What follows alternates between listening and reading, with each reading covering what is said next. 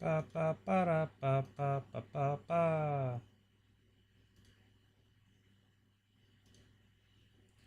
All right, let's open up Steam. Let's get the ball rolling.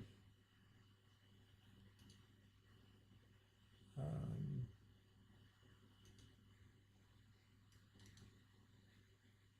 we are trying to launch the Baldurs of Gate.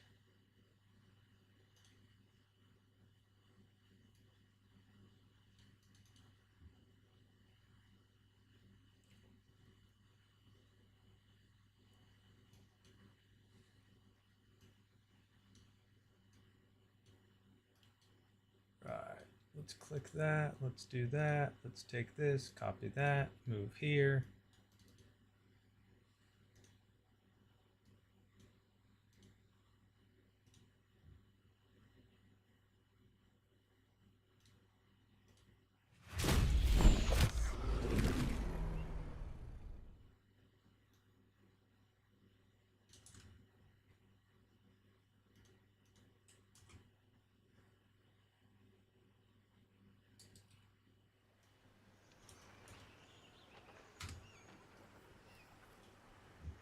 All right. Let us do the dang thing. As somebody wise once said, I'm sure at some point.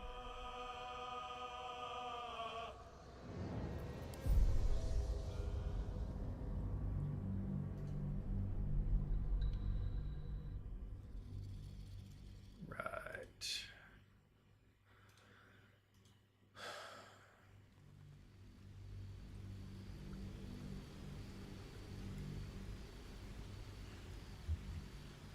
Let's see what the folks are saying.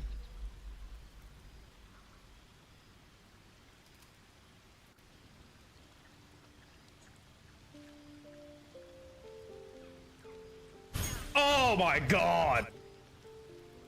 Was that? Oh, yo, what's up? Pwit?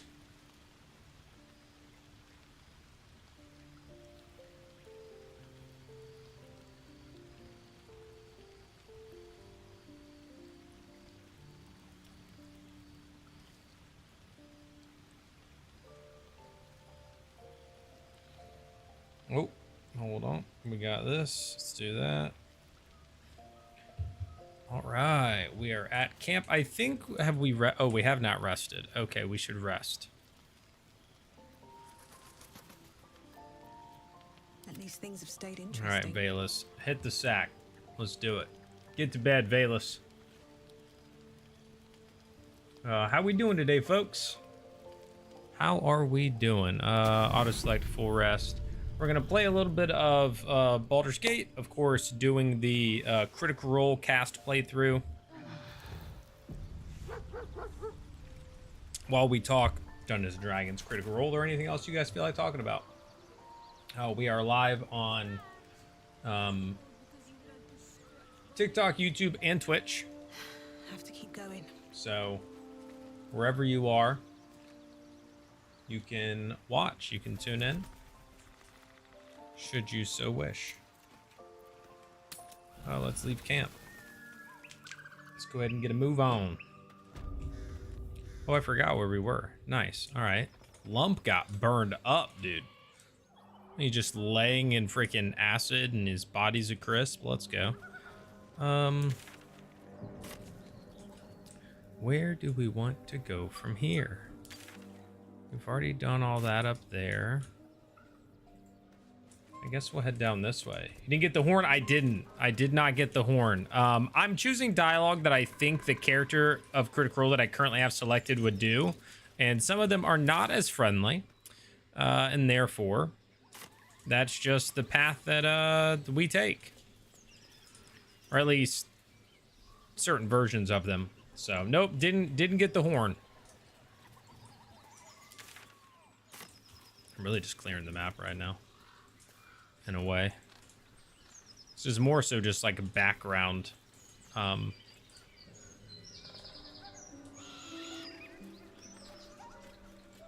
While we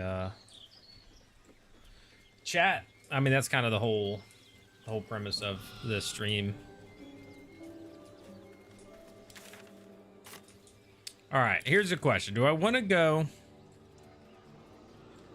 up to like that little camp before you get to the goblin camp, or do I want to go to the hag first? Camp or hag? These are the questions. That might be worth a look. These are the questions. How you doing, Lemon's mom?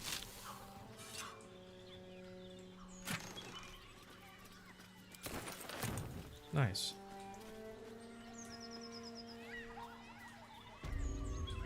Every old woman you meet.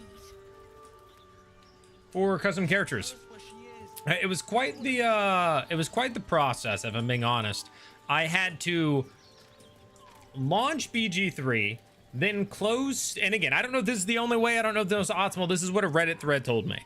Launch Baldur's Gate 3, close Steam, then open via the folder 3 more, on that first one, start a LAN multiplayer game, local area network multiplayer game.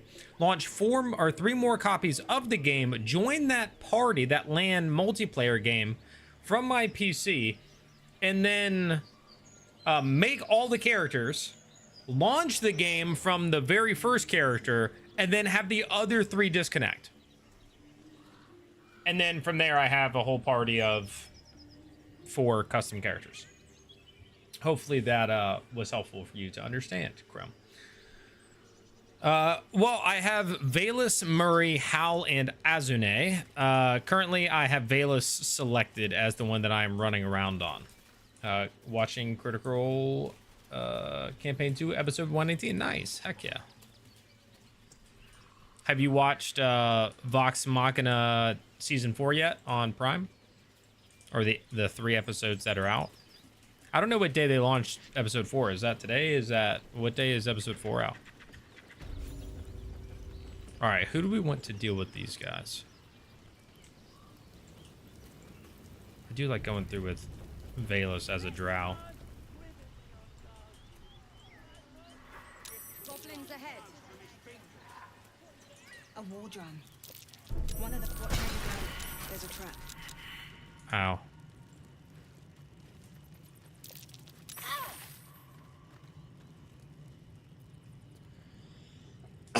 Yeah, I mean, I picked characters that were easier to make that didn't require me to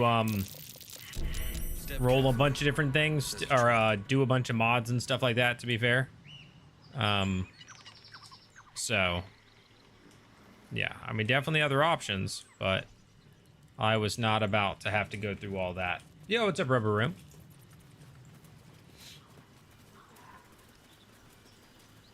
How you doing? How you doing? Oh, the next episodes are on the 10th. Oh, wow. So they give you the first 3 episodes, then gave you, what, over a week to watch them? Shove over, Claw. Drow coming through. Oh, wow. If you have a drow, they just let you through? Your, excelness? 3, not 4 yet. I was gonna say, they haven't done episode 4, right? Yo, what's up, Bound Bob? Is episode 4 even out? Lads are celebrating the raid on Joaquin's Rest. We captured a Duke, we did. All the way from the city. I'm sure the higher-ups will make sure you get 4, 5, and 6 coming through. Okay. First playthrough was a drow? Yeah, I didn't have one. I mean, my first playthrough was a Dragonborn. And Priestess Gut can show you how many new recruits we got.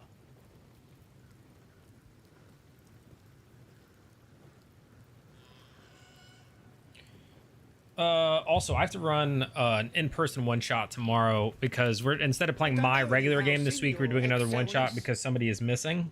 I need to figure that out. Oh, one of them thieves? If he ain't dead, he's in the pits with the rest of them.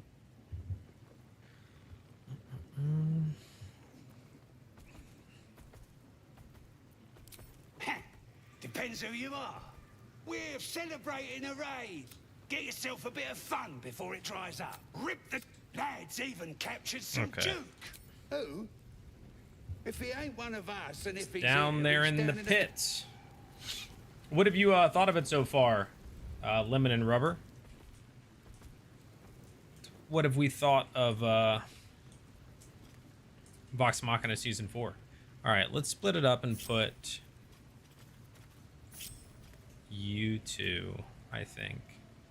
These big Stop goats fidgeting. could guard the place themselves. No, you're staying down here. Bloody walls. No one back home will ever believe this. Let's pre-set up for this combat.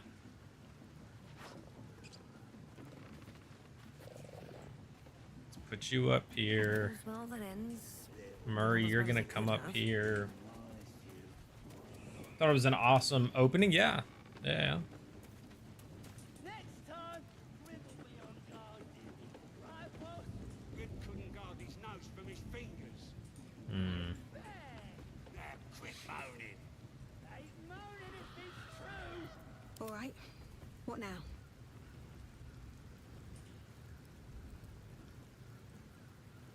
Let's do this. Want to know Tyrion Darrington a little bit more, huh? Caught fleas from the bloody walls. More likely you gave them fleas, you filthy bugger. Stupid.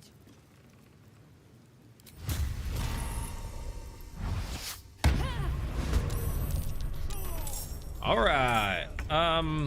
Now, dead. What if we did?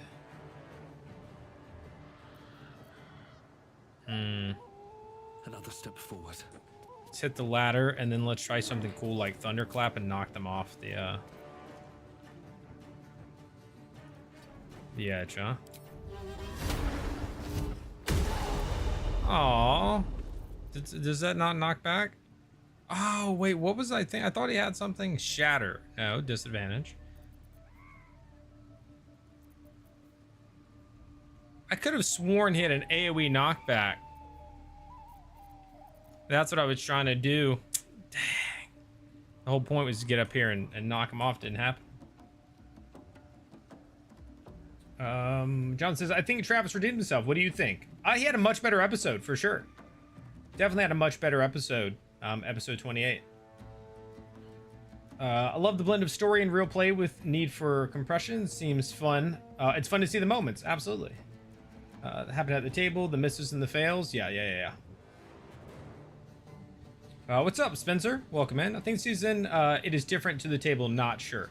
I think in general, same with Mighty Nine. They have basically said that they are going further from they are more comfortable making changes now. For better or for worse, they are more comfortable making changes now than when they first started it. So, you know, if people are into that, great. If they're not, well. Let's have a little fun. Snare strike on Hal. Nah. So that fits. Ooh, critical hit.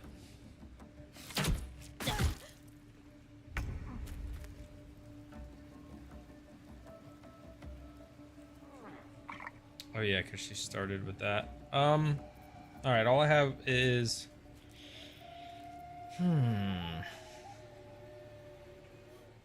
I'm excited for the rest of season 4 and to see what else they changed, especially with Terry. Yeah, so I'm wondering, I know, like, Sam wasn't going to play 2 characters at once, but with Scanlan not around, it's kind of surprising that he didn't take over Terry, you know?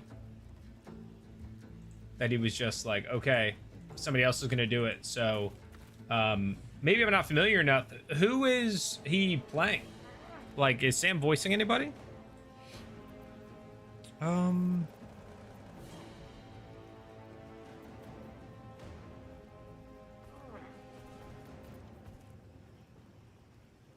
You are an ally's weapon, is that I think I'm just not gonna do anything. Never a dull moment.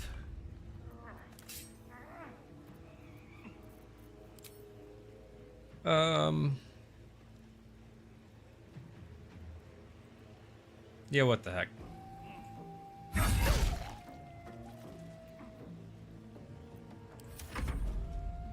We'll just do that. Nothing crazy, nothing crazy. Be background characters? Yeah, that just, I don't know, that feels, I don't hate it, but it's also like that's another thing that's kind of taking away from the idea that like it's them, but like they're just doing an animated version of like their whole thing, because now his character, the one he made and he played and whatever, is somebody else. And so, I mean, it is what it is, right? The show can still be good and whatnot, but it is just that sort of separation there. It's a little different.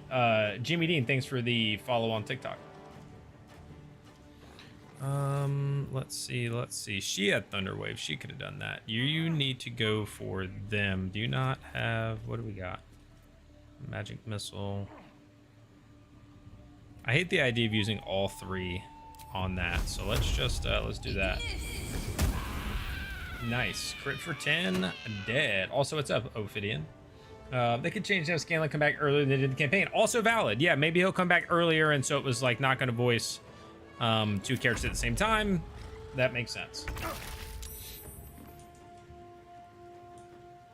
All right, I can shoot you, or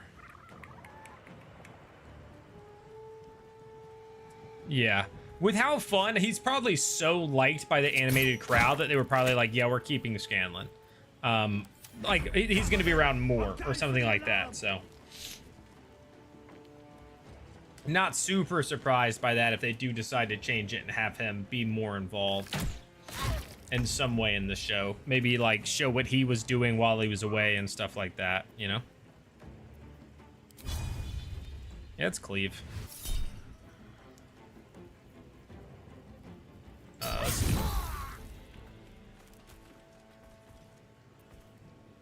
Oh, she got tore up. When did that happen?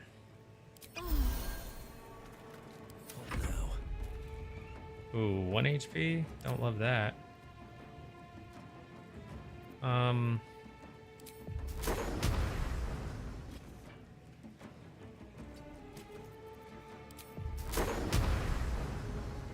Why is it hitting her?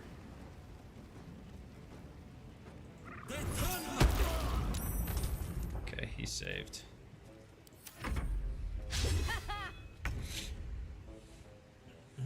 Do with the two characters in the inland closet one shot person in back sweating. Oh yeah, I mean two characters at the same time. I mean it would be the same time when you're in a recording booth doing whatever, probably, unless you're like going back and forth in dialogue and want to do them both at the same time. But either way, like I get that part. Like if he's gonna be around and do whatever, then absolutely. But if not, then it's like, you know, why did we just pass off his character sort of thing? But either way, you know, Wayne Brady has done a great job in the small amounts we've seen him so far.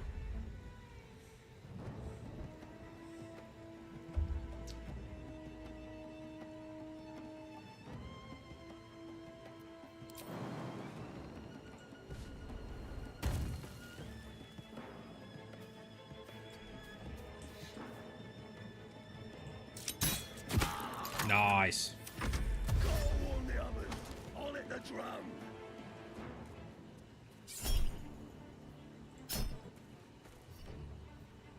Dang, I'm missing again. I don't want to use another port and die. Before I go into camp, I'm gonna end up long resting it anyway. How many hours do you have on BG3? I don't know. I haven't played it in a hot minute. Let's see. Let me go to my library. BG3. Total hours 268.9. 268.9. Why isn't he fighting? Sometimes the only way out is through. Can't even catch my breath.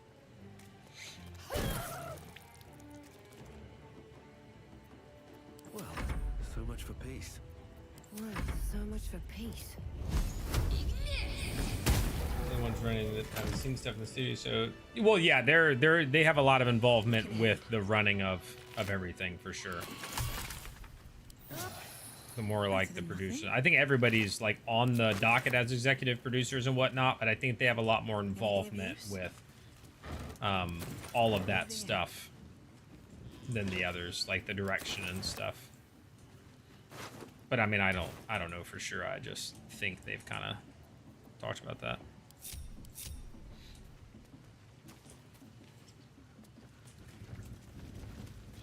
go up to that crude chest, shall we?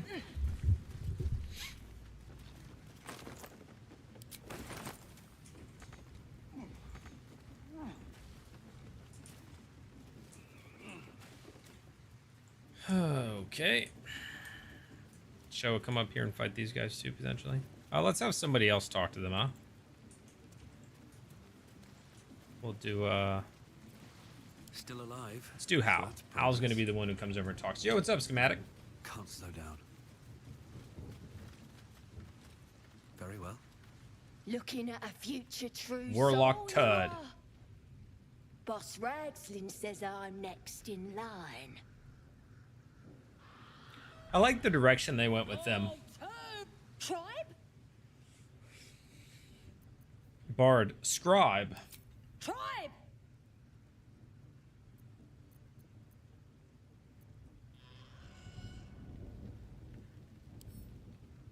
Tribe! Tribe!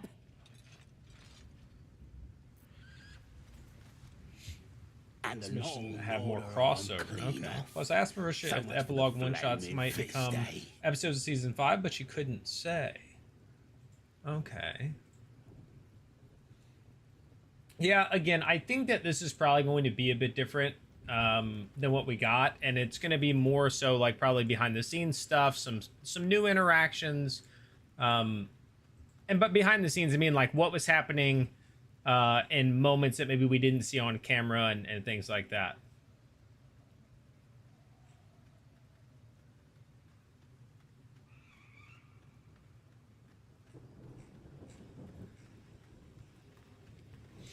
Yeah, did you guys see the prices for the new Fable game?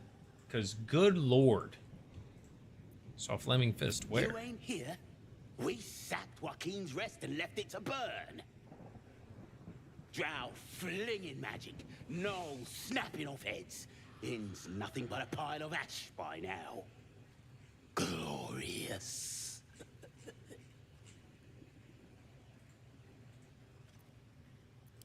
Bunch of prisoners got towed to Moonrise. City snobs mostly. But the Flaming Fist? Prices are crazy. I'm a Yeah. smoking Well, the base corpse. game is $70, which apparently is just like the norm now. Yo, what's up, Dragon Drake? Right? Like now, like new games are just coming out at $70, which is wild. But there are 3 tiers to the game. Standard is $70, comes with nothing. It's just the game. That's what you get for $70. For $100, $99.99 US dollars, you get the game, a digital art pack, and I think art music pack, so just like a digital thing, and you get like some cosmetic items in the game. And you get 5 days early access, and I think it includes they're gonna have like an expansion shortly after. So basically, they couldn't get the whole game out in time, so they split it, and they're gonna do an expansion.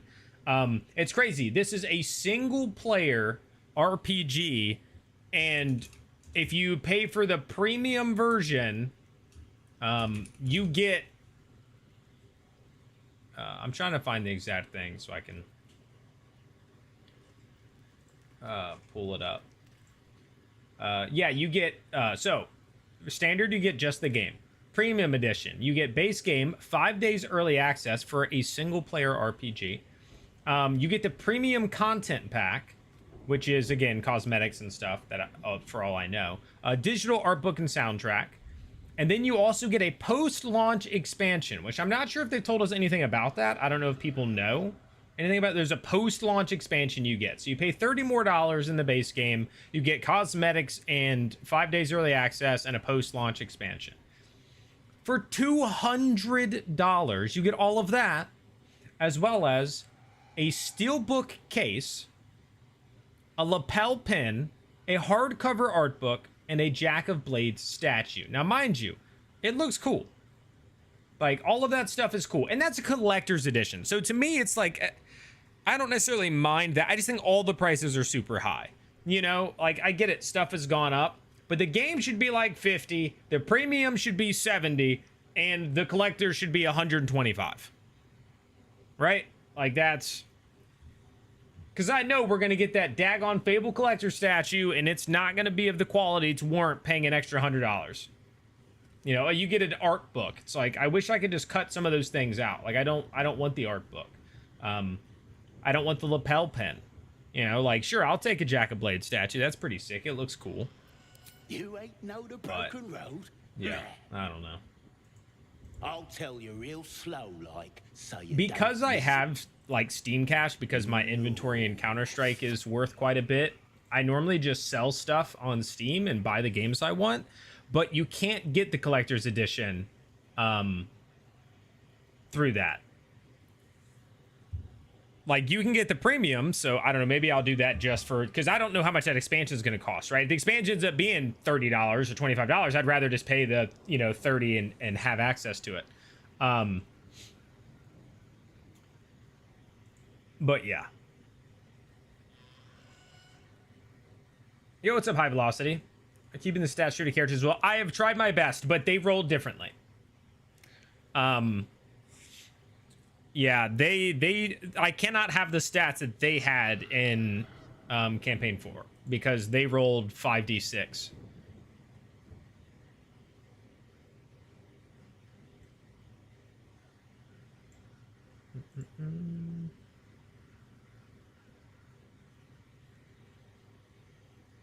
What? Aaron Pink, thanks for the subscription.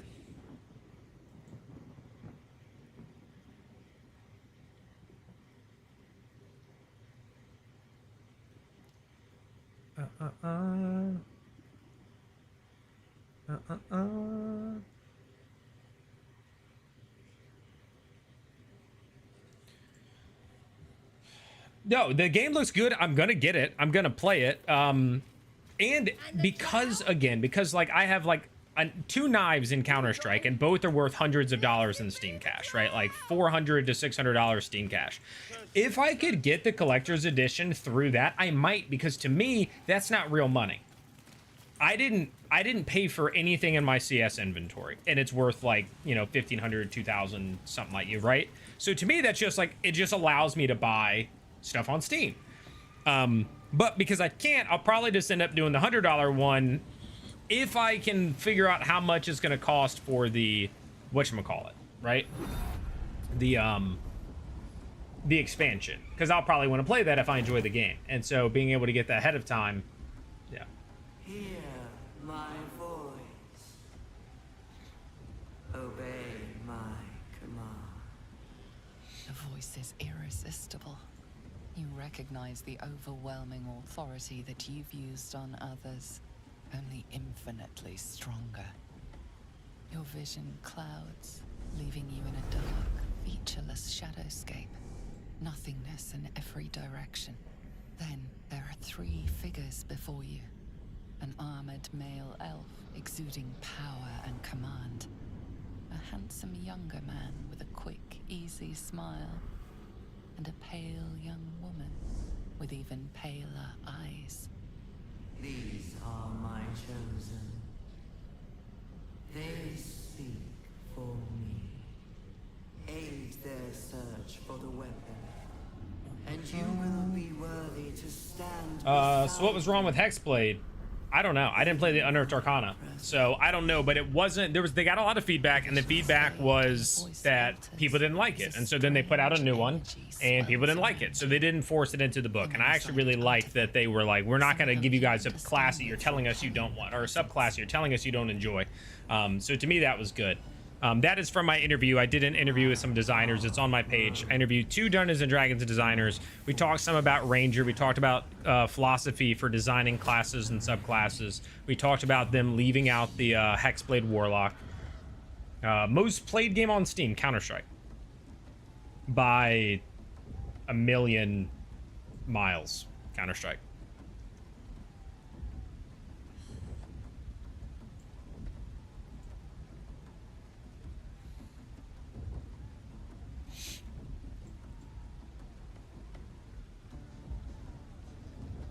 For custom characters, I explained this earlier. I found a Reddit thread that basically you have to go through this convoluted way of doing it where like you launch the game and you start a LAN lobby, like a multiplayer local area network, then you close Steam, then you launch 3 other versions of the game from the games folder, and then you all join that local area network multiplayer. You make all the characters, you load into the game, and then you disconnect as the other 3 characters, and you do that. How many hours? 3K? I'm pretty sure I have like 8 or 9 in CS Go/2, and then I also played 1.6 and some source, but mostly 1.6. That's what I was just gonna check, but it's just showing my last played, so I don't know if I have to like open it to see my hours, because if I click on the other ones in that spot it says playtime, or it's maybe it's because it needs to update. Maybe after I update it'll tell me. What's up, Ryan Weaver? It'll tell me. So give me just a second, I'll tell you. But yeah, it's like 8 or 9,000, I think, for CS2/Go, since they are under the same thing.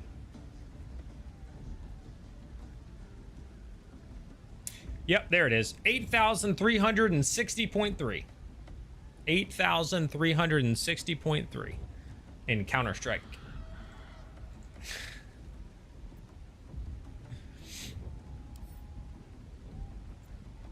No answer presents itself. The artifact is dormant. A lot on the hex spell. Yeah, maybe. I don't know. I think that they were really trying to make it like that melee only, not really do spell stuff, and then it was some, I don't know exactly the reasons in the Unearthed Arcana why they decided not to bring it into the game.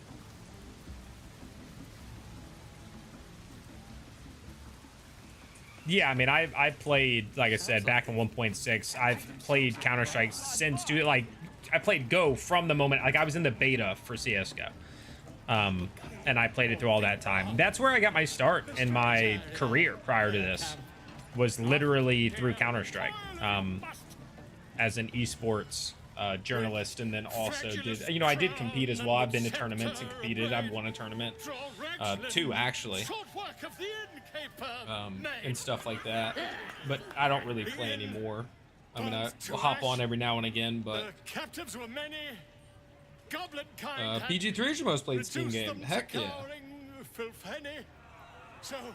MMOs, yeah. I mean, I'd probably also, like, you know, if there was, I don't think I could show my Age of Conan hours, because I feel like at first it wasn't on Steam until it went exiled. But at Age of Conan, I probably had a decent amount of hours in various MMOs, but then World of Warcraft, my playtime is also probably quite a lot. Not as much as like people who have played nonstop since like release, but I've put in hours in World of Warcraft. There's no doubt about that.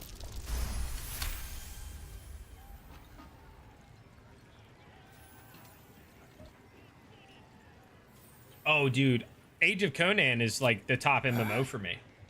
I loved Age of Conan. I really, it was the first MMO. I had played World of Warcraft. I had played EverQuest 2, all these. It was but I never even got to max level in those games. I kind of played and fell off and played and fell off during the level up process and stuff. Age of Conan was the first MMO I played all the way to max level. The first one I did raids in. The first one I got heavy into PvP, because, you know, there's a lot of PvP in that game. The first one I was like really into being in a guild. We were using a Ventrilo or TeamSpeak. I was Ventrilo at the time, and raiding and all that. I loved Age of Conan. I loved the combo system that it had, all of that.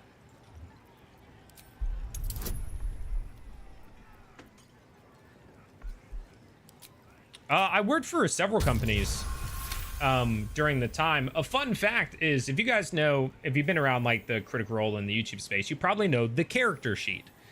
The company that owns the Character Sheet, aka comicbook.com, I worked for. Like, back in 2015, they were the company that hired me out of college. So I was in my final year in college. They hired me part-time to cover esports and gaming.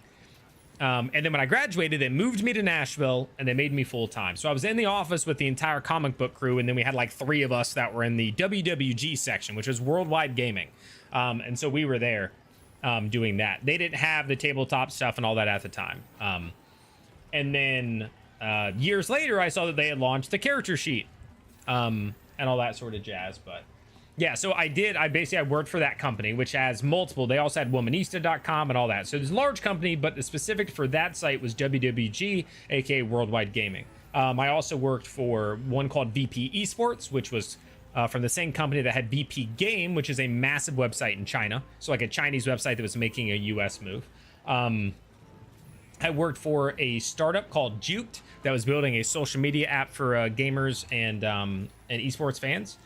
Did that for like 2 years, was director of content there, and then got hired by One Esports, which is, if you're familiar with MMA, you know, like there's a couple big companies in that, right? You have the UFC, I think it's like PFL, and you have One Championship. One Esports was a subsidiary of One Championship. So owned by the same people, the same board, are the people who handled, like if I had to talk to finance or had to talk to whatever, human resources, it was the One Championship teams. Like we were just like going through them. So that was the last gig that I had. I did 2 years with One Esports. I was the US editor, and then they shut down. One Championship decided to shut down One Esports. One Championship still exists, and so we all got laid off, and that was that. That was last February. So a couple different companies, and then I also did commentary stuff on the roll. On the side. So like I've cast esports tournaments and hosted and all that sort of stuff. Yeah, I did commentary for Counter-Strike, did commentary for Rogue Company, played around a bit with it with Counter-Strike, not Counter-Strike, Valorant. HMR, thanks for subscribing to the channel on YouTube. I have watched some of the Cologne Major, yeah, Counter-Strike was my bread and butter, man. That's what got me into everything. Like that's literally my career. Everything came off of playing Counter-Strike. I've always said it's my one true love. I go back to it and back to it and back to it. Even, and especially mostly around major times, I always am watching the major, and then I'm like, I'm gonna play some Counter-Strike, and then I get into it for a bit. So. Oh, look what you've done. Got wings. Reckon it can fly? Idiot! Yes, and they fly by. You going on the next raid? Bring me back something pretty. Get off your arse and do your own killing. Oh, come on, I'm wounded. The comeback, the 12-0 comeback, or loss rather, by NRG was, you know, it looked like at a point, it actually looked like we may get 3 teams with like good NA representation, and then we got left with just M80, and they're what, 1-2 now in the pool. I need a quick word. Excuse me. If you have a drawer inside, planning and such. Yes, since I was a teen, spending all my allowance money on LAN house hours. Yeah, man. Back in that time period, I was positive. What I wanted more than anything in life was to own a LAN center game store. Like tables for, like, you know, Magic the Gathering and all that over here. And then like having computers where, you know, we do all-nighters and all that sort of stuff. That was my dream. And then nobody does LAN centers anymore in the US. Hey, thank you for the 91 months over there on the old Twitch. Checking the cam combat or poison? I'm not really thinking about it. Limits, if I'm being honest, like when I've been playing this recently on the live stream, it's mostly just to talk to people. It's like background almost. Like the game is not a priority at all, really. I'll probably fight the camp. He just called me a dirt elf? That's messed up. They've normally, these were still doing, like these BG3 streams are normally still doing pretty well on YouTube, but this one is not so much. Like we were sitting normally around like 20 to 40 doing these. We peaked at like 8, which is interesting. I'm not sure why this one, it's algorithms, man. Like you never know what you're gonna get. Life's like a box of chocolates. Algorithms are the worst chocolates. In other news, though, my Brennan Made Them Mad is doing actually insanely well. It's been downvoted, though, so, you know, there's that. But Out of my last 10 videos, this one is already,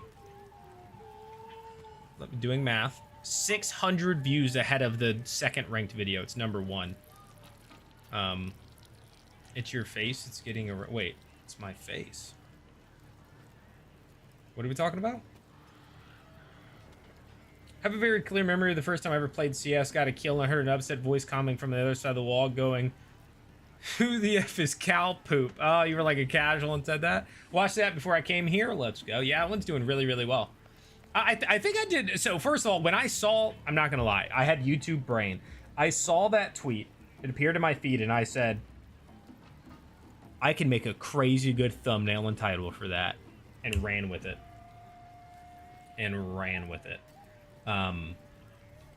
Because I was like, yeah. And if you guys have seen the thumbnail for that one, with Brennan with his angry face and the fire in his eyes and the tweets in the background, I don't know. I thought it was sick. He made them mad. Yeah, that's YouTube for you, baby. And then I got to, I got to rant a little bit. One of my favorite things in life is ranting a little bit. Well, not my favorite things in life, but one of the things that I do, I would say. I don't necessarily love ranting, but... Don't matter who he was. What made you swap from gaming to cover D&D and Critical Role? So the goal with Nerdcore was to do Just both, like you but be, algorithms don't hate that. veer off. Or at least kind of. On certain algorithms hate that. So I started to cover D&D because I love D&D, and then that started to take off. And so then I started to post more of that because it was doing well, because I'm only one person. So sometimes it's hard when, like, in a day, I have to decide what I'm going to make content about. And it's like, well, D&D has been kind of my bread and butter. And then Critical Role stuff started to do really well on YouTube. So now most of my YouTube is Critical Role. So then I try to post something about D&D and it does half the views of Critical Role stuff, right? So, because the algorithm and, it shows it to the Critical Role people. They're like, I don't care. But I do post more shorts about video games, and they tend to do better at large. Actually, it's not even a tend to. My best videos on TikTok and Instagram are video game videos. Because there's such a wider market of people who care about Baldur's Gate than people who care about Dungeons and Dragons. There's a wider market of people who care about video games and care about TTRPGs. And so some of my best short form pieces of content are gaming content. So I still post them here and there, right? I posted the thing about Fable today. I don't know if that'll do well, but I posted a couple of things video game wise, but yeah, I'd love to do all of it, but sometimes I just have to pick and choose and worry about algorithms.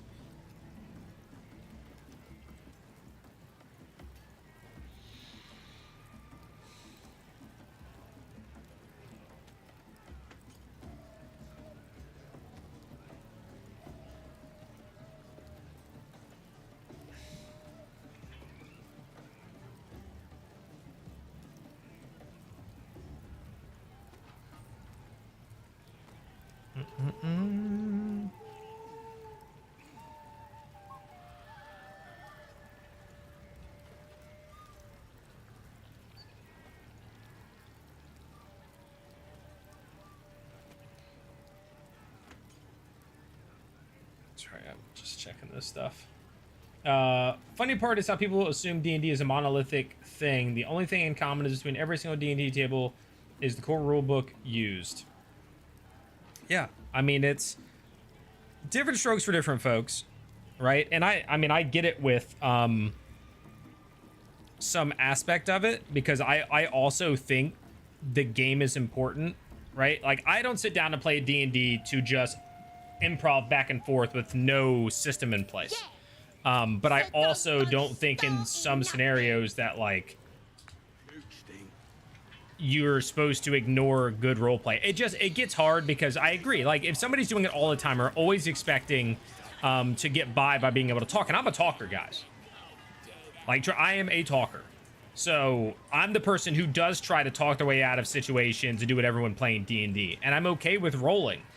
Do I want there to be some impact about what I'm saying? Absolutely. It's also the reason I almost never make a character with a bad charisma. I'm going to have a 10, 12 minimum, because I want to be able to somewhat reflect that. So I take those things into account.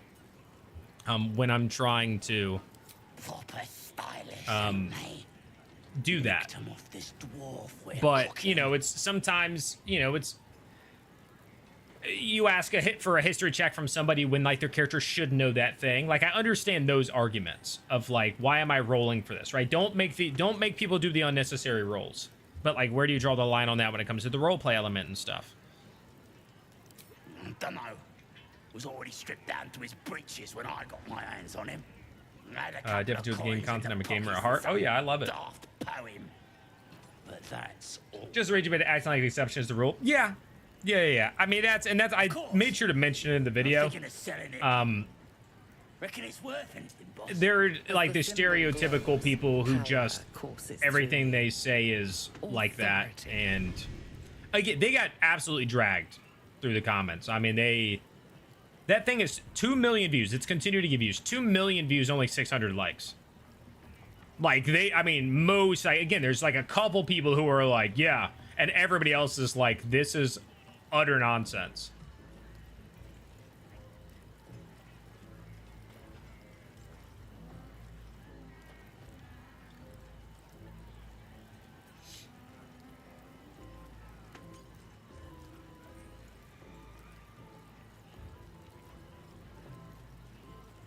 So, yeah. Oh well. Made a good video though. Made a good video. That thing has, if it keeps cranking at this rate, oh my god. I mean, this is potentially going to be it's already at 1.9k. At this point, it is over 1,000 views higher than the next best video at the same time. In 1 hour, it's done 2,000 views. This one has potential, boys. This one has potential.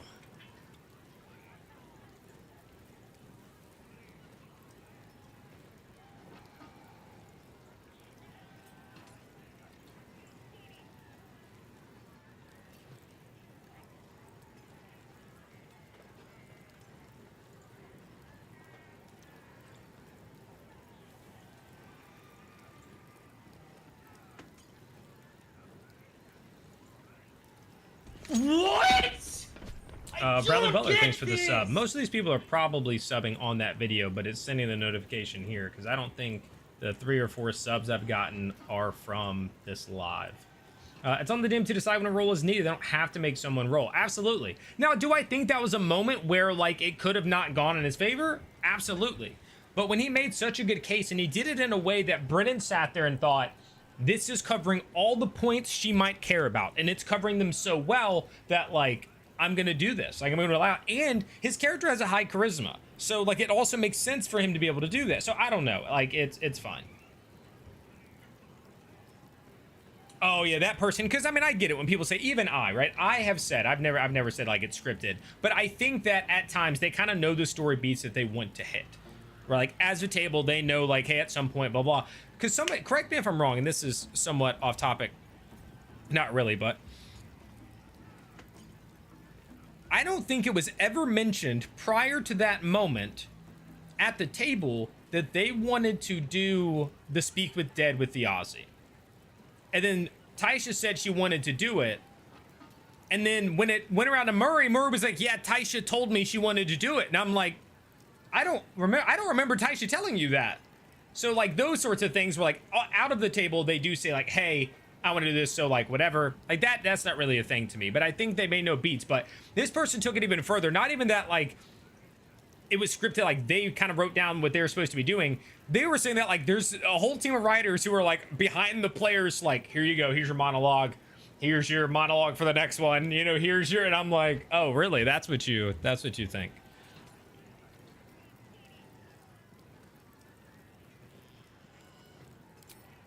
Right you are, boss. I hope you enjoy it. Yeah. It threw me off when she first said it. She was like, yeah, Taisha told me that. And I was like, when in all of that moment? Like, that never happened. I was like, I think I would have remembered that. But, oh well.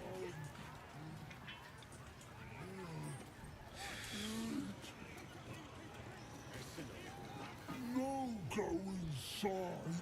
Inside boring. Is it even a boat?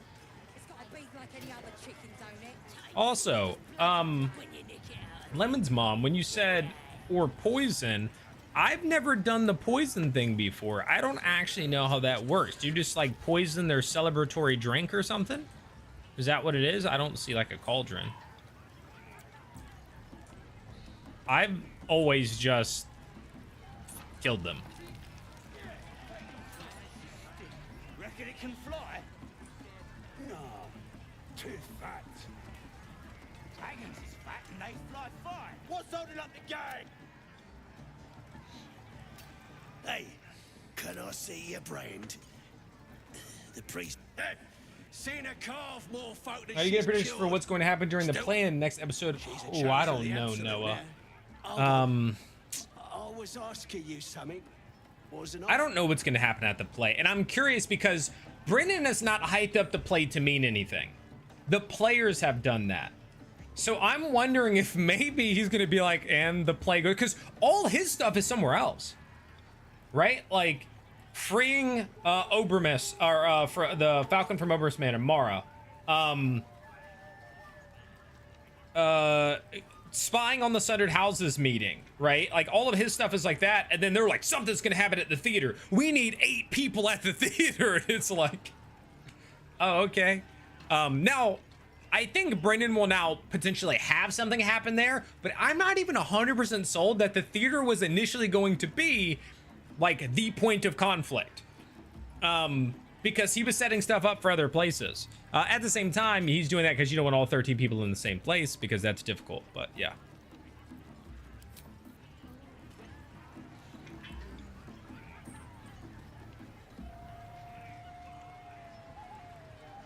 I said it's by the food if you're headed to the right.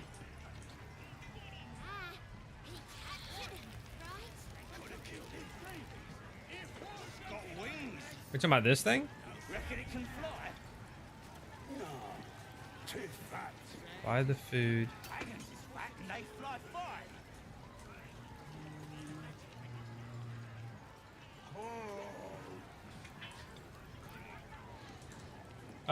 So I guess I kind of just answered that as well, Trucis. See that being bathtub thing? Yeah, you can put a poison in. It's great. Green bathtub thing. Green bathtub thing. Green bathtub. Just a babe. It don't feel right messing with it is all. Am I blind, chat? What kind of coward won't even trace a baby? Bathtub. And the dwarf just stops bleeding. Just stands back up. Yeah, they got some shit in magic. So I start creeping round. Aha! Aha! The booze tub! All's well that ends not as bad as it could have. I found it first try, guys. Don't. That was first try. Combine. It didn't say sleight of hand. Is it going to ask me to roll one, or am I just going to be screwed here? Tastes even better when you nick it out of that dead egg. Wait. Is that blood? No, never mind. Let's move.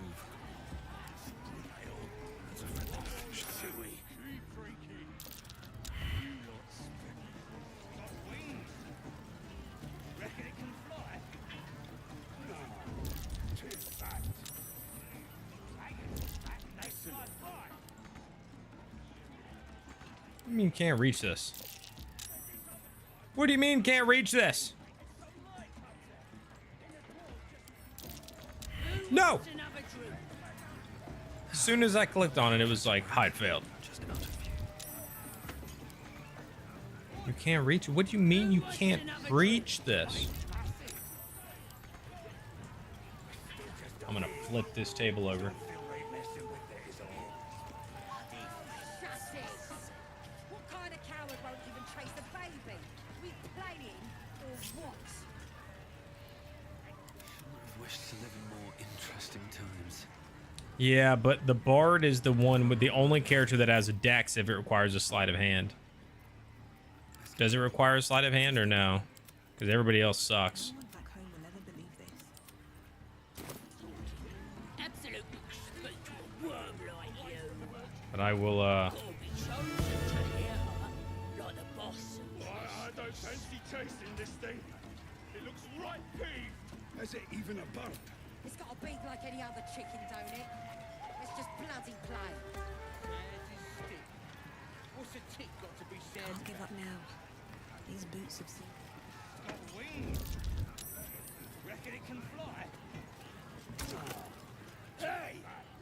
You trying to slip us something? As the symbol glows, power courses through you. Authority.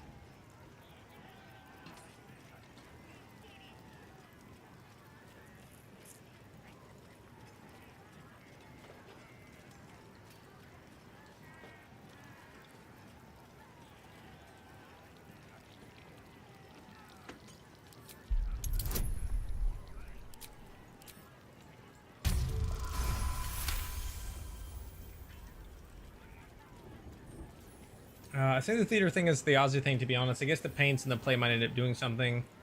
Termites might make it. Oh, that's true, Chicken Wizard. I guess I could have done that. Are you still on vacation? How was it? Or how is it? Of course. I guess people have the same questions. Thoughts on Einvaz, and then what are the odds that actually oppose to Conus? It's taking something you'll never get back. So I never believed it to be a trap. Right? Like, I always thought that it was totally fair, that they were going to try to be honest about it. They might bring it up at the meeting. Maybe that leads the Dakonas to go away. I don't know. But yeah, I guess in my mind, I think the Einfazens might be legit. I think they might be willing to actually like help or bring it up. Beak like any other chicken, don't it? It's just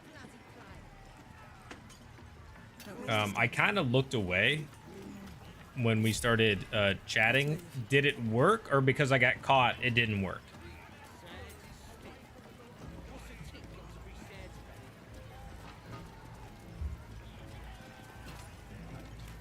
So Zeus, you were a minute. Hey, heck yeah.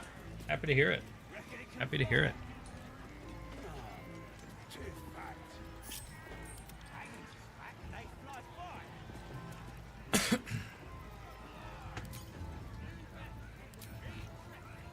Is that blood? No, never mind. What? I don't get this! Hey, thanks for the sub. Appreciate that. I don't understand. It's saying hiding success, then I do it and it's like no, and then she comes up or somebody comes up and says something to me. Until you rest. Well, it says hiding success, and then I still end up getting interrupted. Oh, I can't do the thing anymore, so...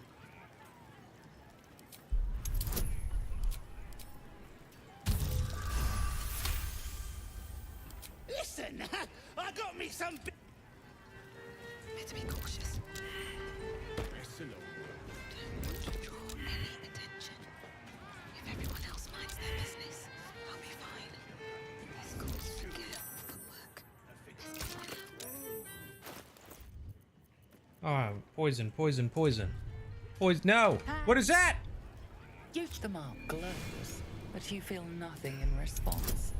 Your illithid power is beyond reach until you rest. Listen,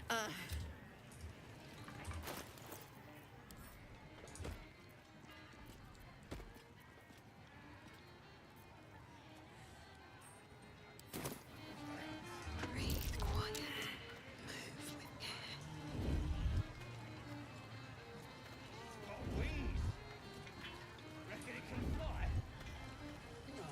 I know, I tried to do it quick, couldn't do it.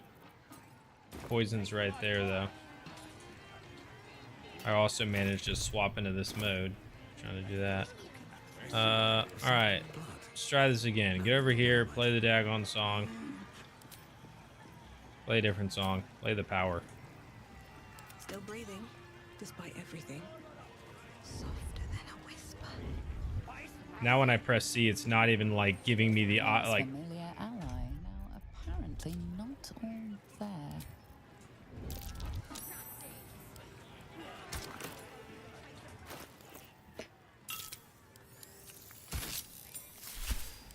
Nice. All right. Way harder than it should have been, but What you standing here all dry for? Come here, have a drink. What should we toast to, eh?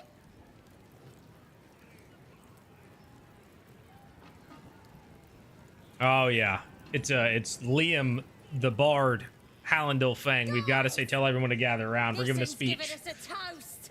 You raise your glass and shout.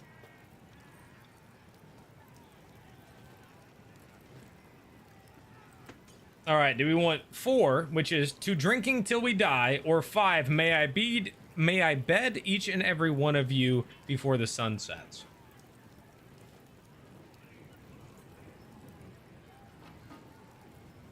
Five?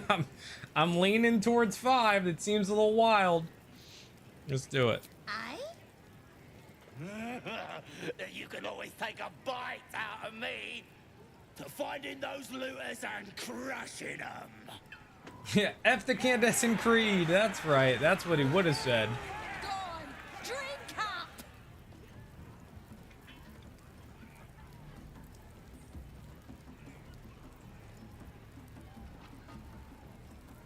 Show off an elaborate bartending trick? Yeah, let's do it.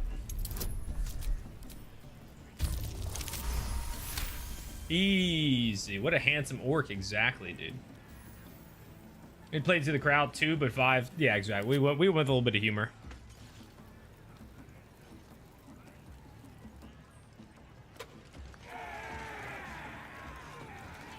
Bravo. Now get out of my way. I need another drink.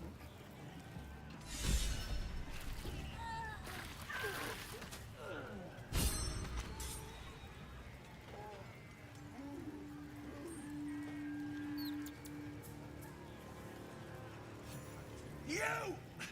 Outsider! You poisoned us! As the symbol glows, power courses through you. Authority.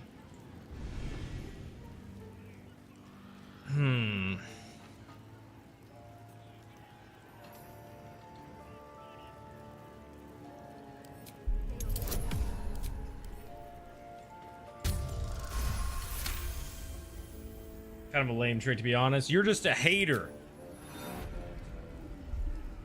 Drinking invisible beverage? Shouldn't have taken likely. that fancy berry beer. Could have tasted the poison if it hadn't been so sweet. It's true.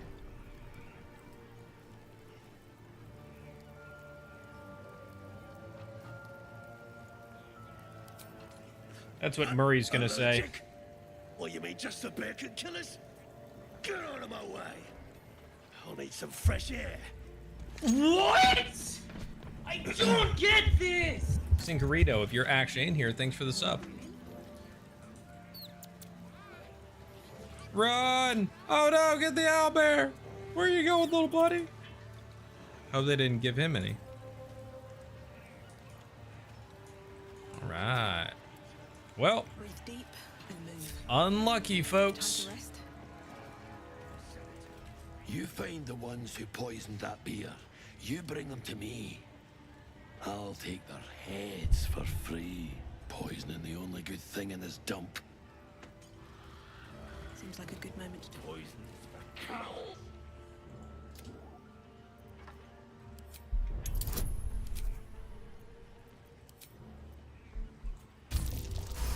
Whew, that was a close one. That was a close one.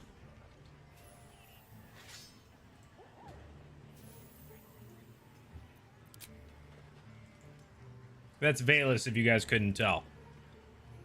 Also, I've been in the mood. You notice a shiver One, I've just been running like, it's through been his nice. feathered coat. I had like 2 weeks where I wasn't feeling all that Desperate longing for the great safety of his nest. mentally with like his trying to come mother up with is stuff gone. and yada yada. But for the All last that's left are couple of these days at creatures. least, a week or less, I've been just like cranking stuff out, feeling good about stuff, and in just like a more calm tilts mind his for head. creativity, to He's where like considering it. I He keep runs away. wanting, like almost every day I'm like, I Only want to play time will D&D tell today. if he'll Like I want to reappear. run a game today. Like I want to whatever. And then I mean, I haven't jumped on that, but I've done it in the past where like day of, I'm like, I want to play today. Who wants to play? And then we just like do a one shot. But I've been wanting to do that. Tomorrow, again, like I said earlier, I have to run a one shot for my regular group because we're in the final 2 sessions of my campaign that's been going on for over 2 years. And somebody was going to miss. And I was like, I don't want somebody to miss these final 2 sessions. These 2 sessions are like, this is what it's all built up to. This is the, like, I'm not going to have somebody miss these. So I was like, this week we'll just do a one shot, and then we'll do the second to last one next week, and then we'll do the last one after that. Also, the guy whose house I played on Saturdays, which all the videos and pictures are from in the D&D channel and Discord, he's going to let me borrow terrain. All the Dwarven Forts, like cave terrain and stuff, so I can like set up for the final session or second to last session, which is pretty cool. Excuse me, if you have a drawer inside, planning and such. Well, now that they're poisoned, No I don't traps, know please. if I should finish them off, kill them all, you know?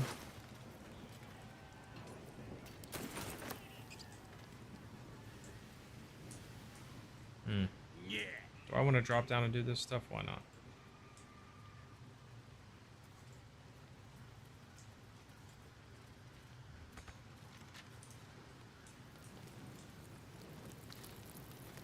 All right. What now? Let's do it. Turns should do it. Oh, be a big old, Oh, unlucky. big old boy. But once this stuff is kind of settled down a little bit, I will go for getting my first one-shot planned for the paid games with the Discord and whatnot. Not having the Dungeon Master show on Wednesday nights anymore will also give me more time to kind of think about stuff and figure some stuff out, which would be nice. That might be worth a look.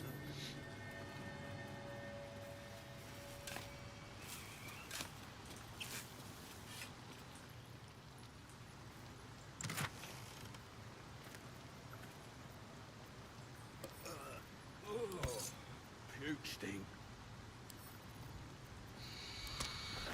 Normally game with like video games, it would depend on the game, but no, I mean, I really haven't done that much lately. Like I was on a run where I was doing quite a lot of Counter-Strike again months ago, and then when the WoW expansion came out, I was playing a lot of that. But one of the people I normally would play with, Chris, that's No Hard Feelings, he didn't get this one.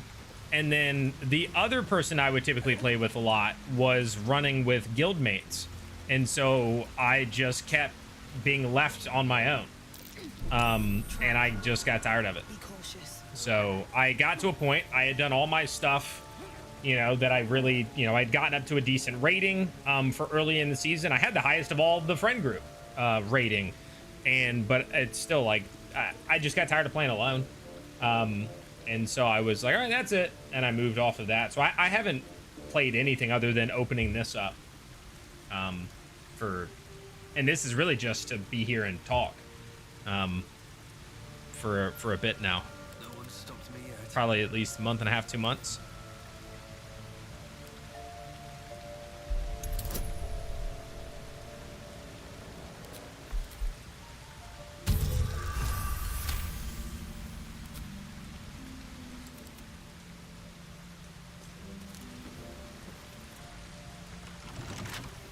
These things have stayed interesting.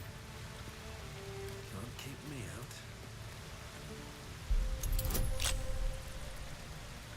Path of Exile 2. I had some pretty cool stuff from Path of... I got to go to, when I was at the job that I was working before, I think I have it around here. Yeah. I got to go to, like, their, like, a pre-reveal, so I got to play the game before it came out and all that stuff. They also gave us to be able to, like, take footage. You know, there was just a whole... Basically, it was like a hotel, and there was a ballroom of PCs. And they had cool like activation stuff. We got to watch like a video and talk to devs and all this, but they also, because we were recording stuff, they gave us hard drives with Path of Exile on it.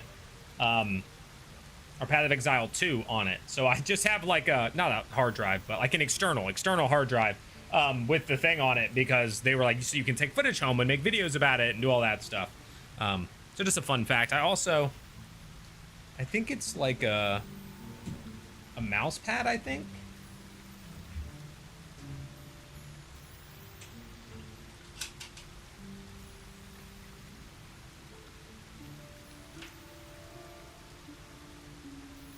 Yeah, other stuff that was a part of that gave some stickers. Path of Exile 2 stickers, and then... yeah, there it is. It's like a mouse, but it's like a trading card mat is more of what it's like, because it's kind of small for me for a mouse pad, but hold on, let me swap to a different scene so it's easier to see. But yeah, it's pretty neat. So that was, I mean, just some of the perks of what I was doing for work before. You know, I got to do some cool stuff and try different stuff, and yeah. I got so many different pieces of gear. Like on my desk right now, I have like 4 mice. And I didn't have to buy any of them. It was, again, it was one of the great perks is like, I had 3 versions of the Razor Viper 2. Or, I'm sorry, Razor Viper V3 Pro. Like, I had the, this is the Faker version. I had the Sentinels version, and I had the regular version. I think I still have the regular version somewhere. I sold the Sentinels one on Facebook Marketplace. And then I also got given the Zowie U2 that comes with the stand. Yeah, just some of the perks.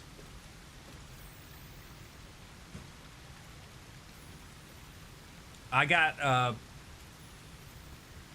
previously I got to also get, like for the last WoW expansion, they gave it to me for free and gave me the collector's edition. So back there, you guys probably can't see it, but I have the, I don't know if any of you are into WoW. Here, let me pull this up.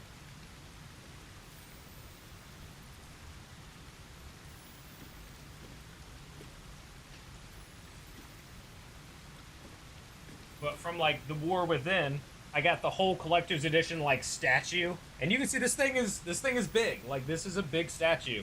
I got that. The collector's box is actually right back there.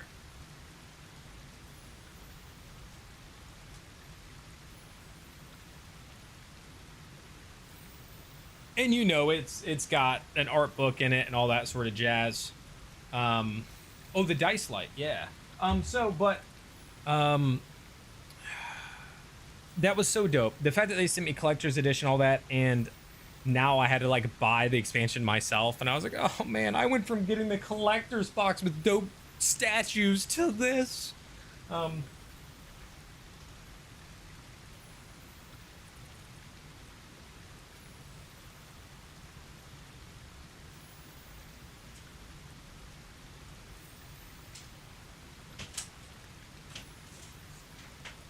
That's kind of tangled up.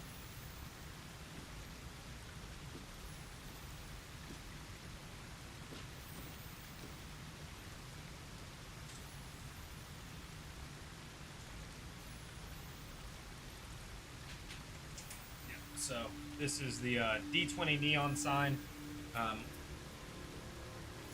it's got a you can like turn it down, so you see I'm dimming it, and then you can brighten it up, and then just has a little button here. That's pretty cool. Once my place is set up, which should be in the next like 2 to 3 weeks, this will be up on a wall and whatnot, but I can't really right now. But yeah, it's got these 2 holes, so you can put it up, hang it somewhere, all that jazz.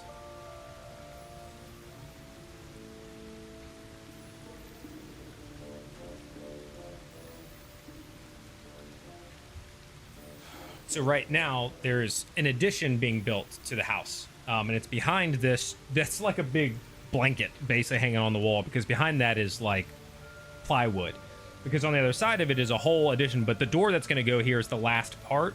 And so then this will actually be my office space, just my office, right? The bed won't be in here, all that sort of jazz. I'll be able to like get a bigger bookshelf and move stuff and this wall behind me, depending on how I decide to set it up.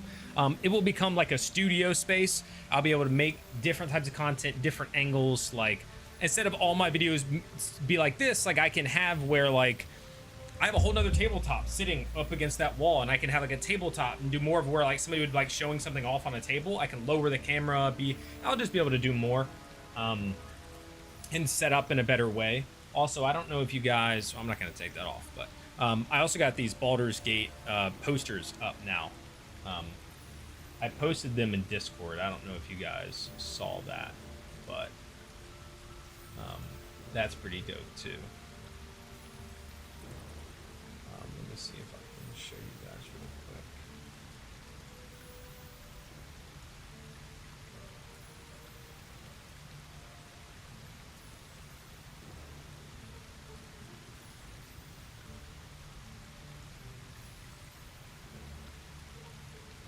Yeah.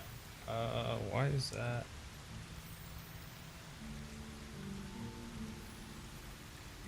There we go. Yeah, so right here in front of me, right, my ring light's right there. You have 3 different posters. So you have Moonrise Towers, and they all say visit. It's kind of hard to make out. But it says visit right here, and then Moonrise Towers, and has a little slogan. And then there's the Baldur's Gate one. And then there's the Underdark. So you have those 3 right up there. Pretty cool. And then there's my camera and stuff right there, guys. There you go. There you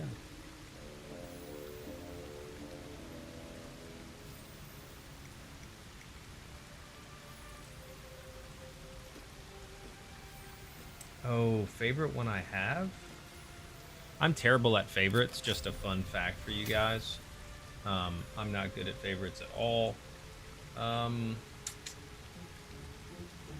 I do love that I have old D&D books over here. Like the red box books up top, and then I have Advanced D&D, D&D 2nd edition, Advanced right there. I mean, I do love having that big old statue from World of Warcraft. Like, that's a legit dope thing. The D20 sign is cool. I don't know. I'm not good at favorites. These are really nice though. Like, I really like these pictures. I'm so glad I ended up getting them. I got them through the TikTok shop as a free sample. You know, the only requirement was that I had to make a video about them. However, they didn't come with frames, so I ended up having to spend $25 on frames. So I have to sell a couple of them. I think I've sold 2. So they haven't even paid for themselves yet, to be honest. But they're super dope. Really like those. Once familiar ally, now I didn't mean to do that. apparently not all there.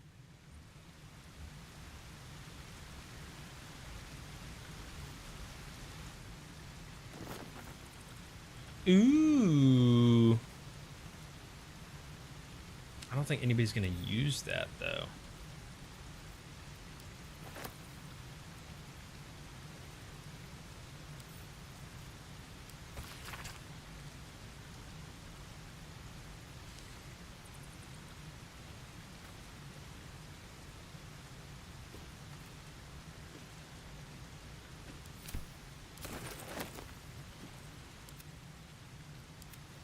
Because right now he's rocking a hammer because that's what he would use, but it looks really cool. But no, Hazane is going to be the shield in Warhammer. Oh, I forgot to swap it back. My bad. Good call. Yeah, I forgot to swap the scene back after I showed some stuff off. My bad. Thanks, David. We were doing behind the scenes stuff. I was showing off some of the stuff I have in the room. Step forward. Like the, can't see it now, the D20 neon sign back there, and the Baldur's Gate pictures I got, and all that jazz.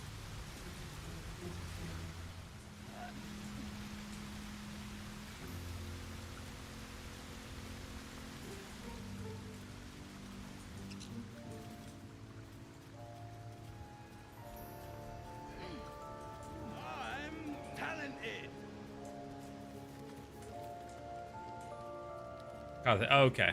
Yeah, I forgot to swap scenes back. Nice, watching him pee. Let's go.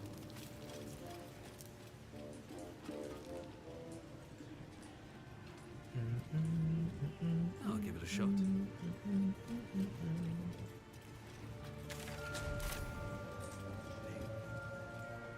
I really hope this YouTube video continues to take off. It's about 2,000 ahead of the next best video out of the last 10, which is pretty nice. Oh, I looked away, ran through all of them. Let's go, let's go. You guys stay I've got a long road ahead. over here. Have a lot on my mind and Azune, you'll be okay. in it.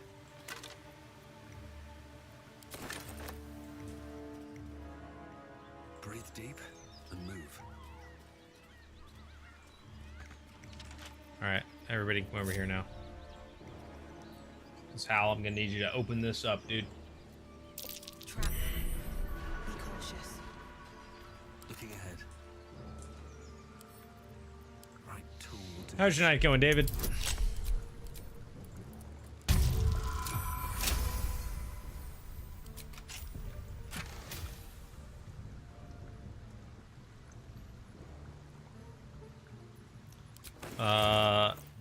Yeah, Azune. what to do? Heck yeah, there we go. You can't tell me that's not Azune. You simply can't. You cannot tell me that your boy right here ain't Azune. He's got the hammer, he's got the shield. Let's go. What to do? At the ready. Can't give up now. Wait, can I get him? Never wanted the easy path. This calls for careful footwork. Play D&D? Yes, I do. Can I get a cry emote? Still alive? Or anything, or just get him standard day off stuff? Alright, well hopefully it was a good standard day off. Light on my feet. Just started. Nice. How are you liking it so far? I have somebody that's going to be playing in my IRL game tomorrow. We're just doing a one shot tomorrow because some people can't make the game and I don't want to play without them. And so I have somebody that's playing in it that has never played D&D before. Tomorrow will be their first day playing. And I'm going to kill their character. No, I'm kidding.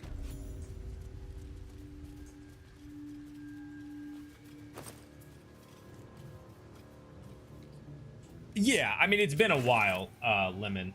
Azune cooking his character, nothing like I expected at the beginning of the campaign. True. Again, he was a background character, just like Hal was to a degree. Like in the Overture, he was very much background. Yeah, it's been quite a while since I played. Practically unconscious. During early access, I played quite a lot. And then it came out. I basically did one playthrough when it came out, all the way through, and then I didn't play again. I'd like make a group and like start a game, but I did never really play.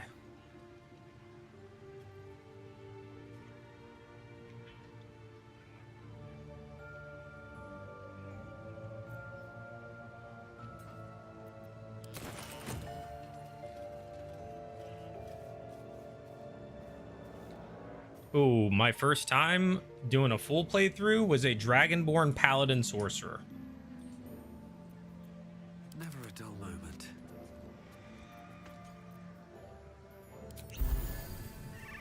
No one stopped me yet.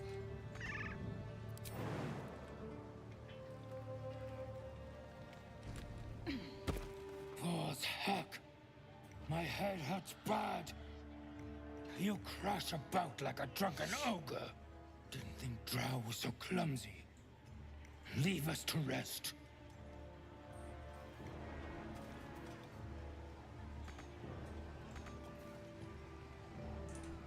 I have not. I'm also really bad at like evil playthroughs.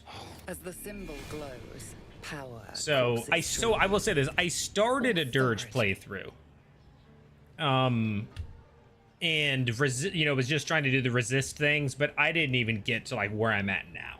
I don't think. Like I basically I landed on the thing after the ship crashed. I collected the companions, and then I was like, all right, I'm done. And the only reason I'm really doing this is because this will draw in people because it's the Critical Role group, and I can put it in my thumbnail and title. And it had been on YouTube except for this one. Like the other ones, I'm pretty sure I was rocking like 20, 30 people on YouTube. And this one, like the highest, you know, we haven't even hit 20, I don't think.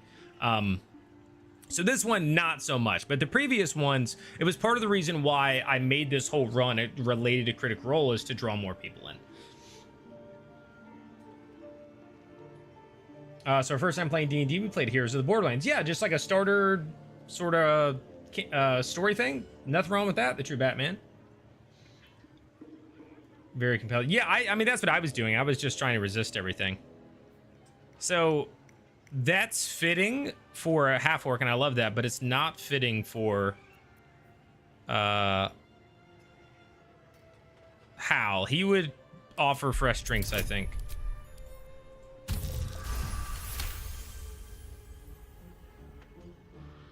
Yes. Drink will help me to sleep again.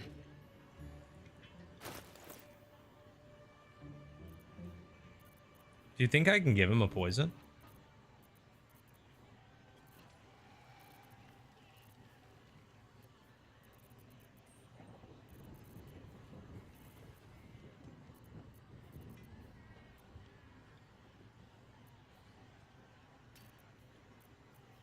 I don't think I have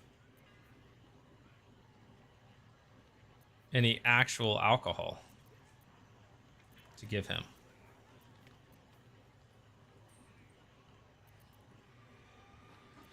I can give him some water.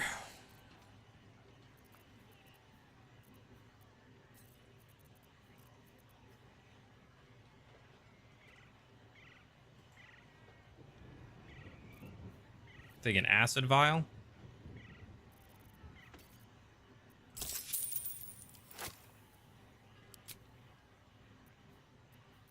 Oh, do I just have to drag it over there?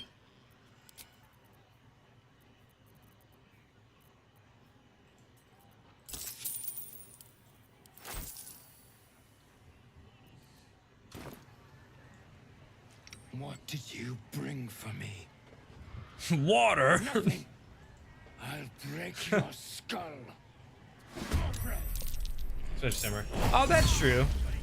I don't know. Like, I mean, that's certainly possible. I mean, I don't know if it's true. I figure like people more home or whatever, but was I supposed to just barter and not do the thing? Not do the trade?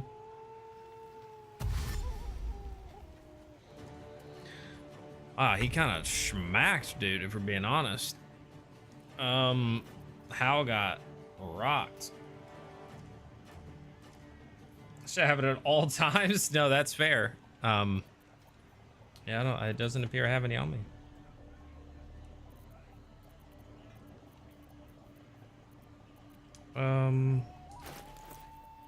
Who has some health pots?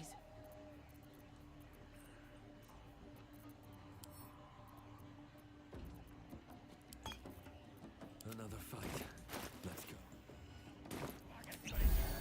Oh, that didn't do a lot for you, huh? For a loathsome name.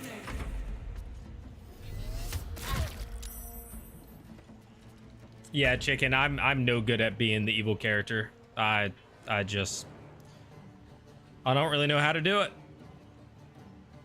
And it's also it's just not fun for me. Like I don't enjoy being the evil character. You know, it's the same with like when I'm playing D&D. Like even when I'm playing a rogue who likes to steal and stuff, it's not like I'm being a bad, like I'm not trying to do bad, right? And I'm still the one who's like, okay, yes, I did pickpocket that person, or yes, I robbed that place or did whatever. But if somebody runs up and is like, please help me, I'm gonna do it, right? Those sorts of things. So Still breathing, despite everything.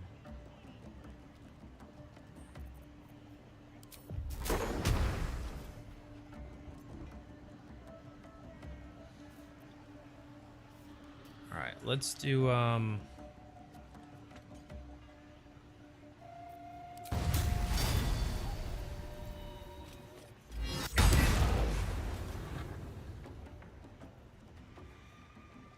let's do that.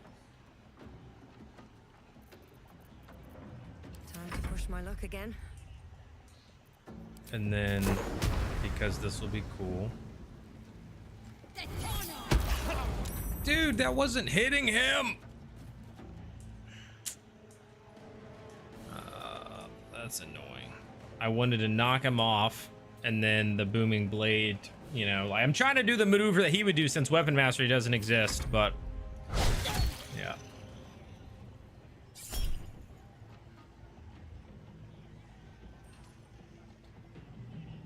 Which, oh, I don't remember.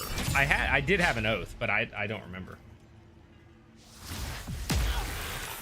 Lawful Evil is my favorite alignment to play. So, one, it's always interesting because what I have learned in my years is that people have varying definitions of what each alignment means, which is probably why they don't put too much stock in alignment in 5e, is because it was this sort of thing that people viewed differently. So back in like 3.5, yeah, like I always thought about my character's alignment. I have never thought about a 5e character's alignment. I just play it the way that I think that, like, my personality of that character. Who is that character to me? And I just rock it. But I never do any of the rest. They have a mod for that? I don't think I can turn on a mod once this is started, though, can I? Because that would be sick, because I want to do the knockback with the Warhammer and all that jazz.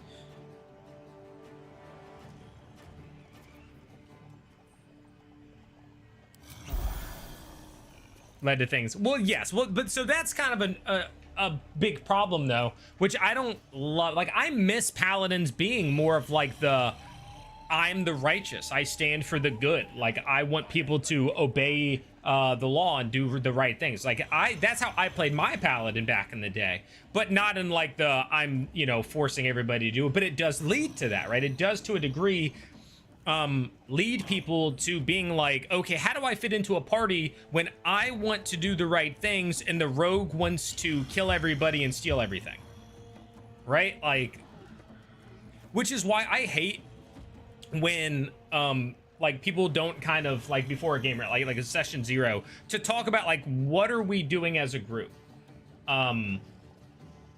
Because otherwise you have this person who shows up with a character that simply cannot coexist in a party with another character, right? Who does this other thing, and it's just tough.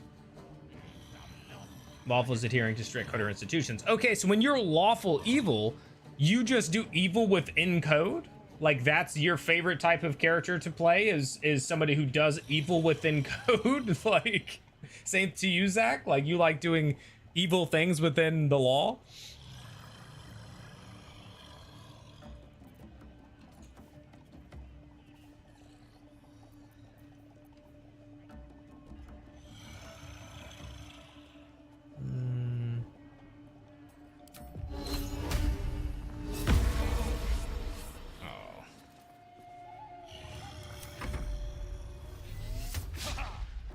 Okay. Well, I would, yeah, that would be awesome to actually have him do like the knockback with the booming blade. That would be the move. Did when I was a teenager. Yeah, I mean, I was a little less, I don't know, even then I feel like I wasn't really the type to do like bad thing. You know, I posted a video about this, not a long form video, but a short form video where like, and it's fine, like I get it, not everybody plays the same way. Like, this is not a knock at people who will do the more like morally gray or evil. But I was like, I still play D&D to be the hero, and it doesn't always have to be like the epic hero who saves the world, but still the one who's like, oh, there's a monster in that cave and somebody needs to deal with it because it keeps attacking the villages and they need an adventurer to help. I'm gonna do it. Do I love the idea that I'm also gonna potentially find loot and get some gold for it? Yes, but like those sorts of things, right? Versus the people who are like, oh, the monster in the cave is killing people. Doesn't do anything for me, don't care. Right? Like, that's just, I tend to play more of the person who still wants to do the good thing, but I do want rewards for it. Right? Like, I want to be rewarded for the thing I do. So that's where I can get into more of like the gray area, is that I do want that selfishly, like I want those things. Because for instance, when I am running, you know, I try to tell people, like, in my game, you're not the bad guys. So don't make a bad guy. Right? Like, because in order for everything, the idea of the whole whatever is that you guys are not the bad guys. If it gets to that point, they start to shift as a group, then, you know, I'll adjust, but that's just not the intent when I'm creating a game, is that people are that, or it hasn't been, you know, who knows what could happen in the future, but.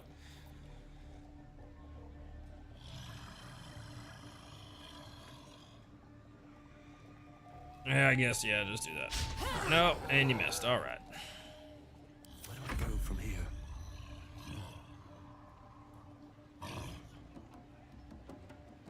It took me a long time to buy into a TTRPG. You are the hero. I just like exploring characters and psychology and thought heroes for games and TVs. Yeah, again, so I can play one that's like has this rough part of his personality or whatever, kind of like a Julian, who's like potentially actually like a decent person, but has done bad things or has done like that. I can get behind that idea. To explore different stuff, you know. Again, that character that I really enjoyed, a character who literally felt he was a thief. He was the type that was, you know, doing heists and stuff, not like murders. But then he got this item, or this thing happened to him that made him think he couldn't die. And playing a character who approaches everything with the mindset of, I simply can't die, I cannot lose to the enemies, is a fun, like, it's a very different way to play the game. You get to approach it with a totally different personality and encounters and dialogue, because you have this literal, like, my character believes he's invincible. So what do we do with this, right? Like, you do get to play it differently, and you get to explore that versus a character who's uncertain, or a character who's scared of death, or a character, right? Like, that is cool. If you could have one Critical Role cast member in your game, who would you pick to play at my table in my game? That's a great question. If I could only have one Critical Role cast member to be a player, so a player in a game that I'm running, Retrack, if I can have one of them to play in a game that I am the dungeon master of.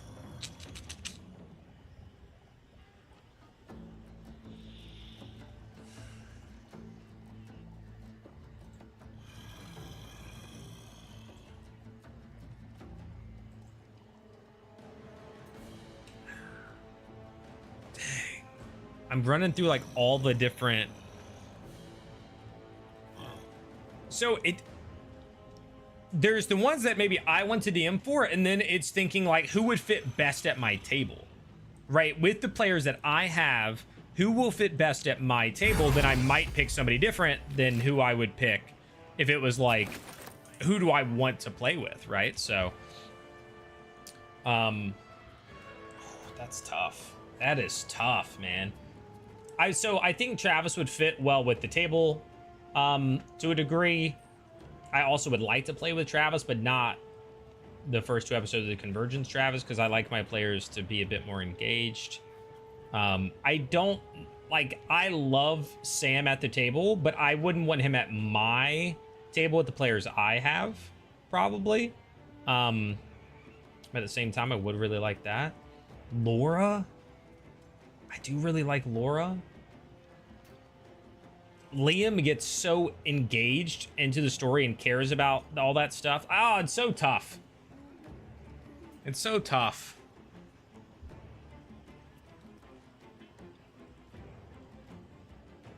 Fidian says, my first D&D game, I was 9 years old. I think the ranger I played was made by my cousin, who let me play with him and his friends. Love that.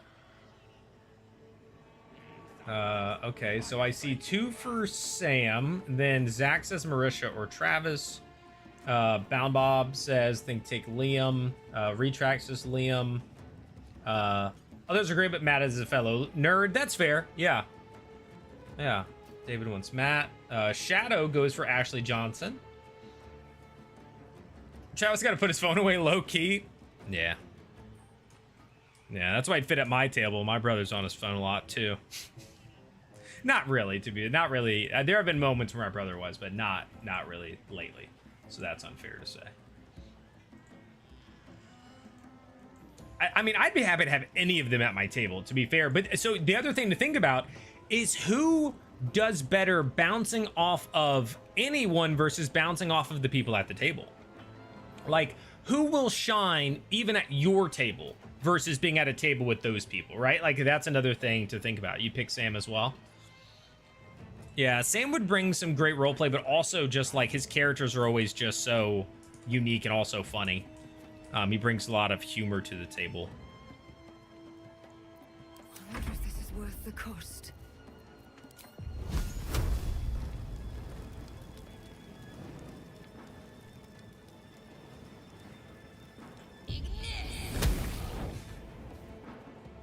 Out of 4 of them. No, my brother's cool. I mean, there, of course, he's somewhat competitive and he plays a fighter. And so, you know, just like anybody, some people react better to certain things like being CC'd or misses. Like, he hates missing. He could hit like 2 attacks out of 3, and because he missed the 3rd one, it's like his whole day's ruined. You know what I'm saying? Like, it's kind of that vibe, which again is something he's also gotten better at. So, you know, he doesn't worry about that as much. He's better at all that. So, I can give him credit that. It still sucks when he misses like all of his attacks or rolling really badly. He still is like, what the heck? But it's a little more accepting of some of those things.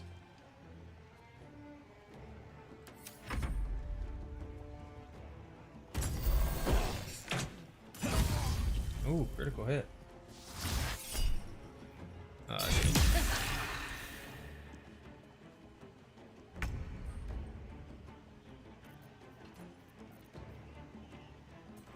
So, missing consecutively, like, a lot, frustrating to me. Like, I think that's anybody. We were just like, miss, you know, like, cool.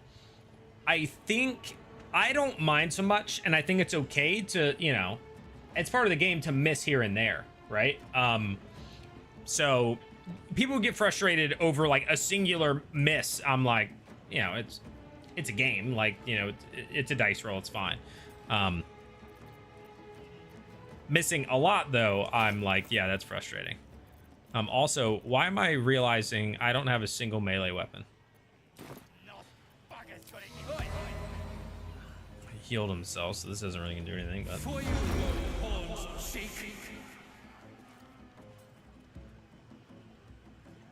I'm new to the game myself, so having Ashley there, I feel make me more comfortable with getting my bearings.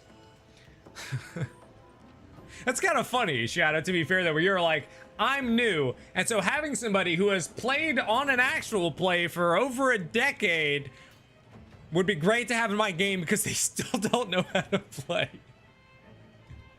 It's kind of funny. I support it, but it is kind of funny. Like, when you think about it, it's funny. Have a group like that, I DM, but we play real player versus DM games, so part of the fun is getting over on each other with rolls of bad days. Oh, yeah.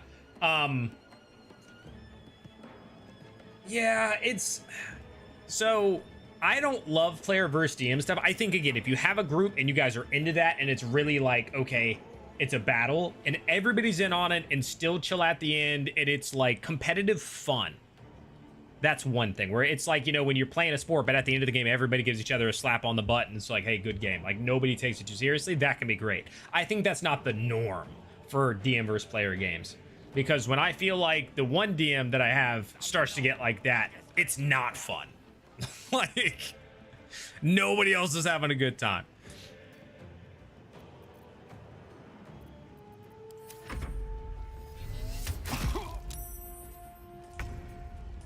Just do all magic missile run. There you go. Easy success. See, I wanted to not have to do this on him. All right, let's can't read. Oh, I gotta jump.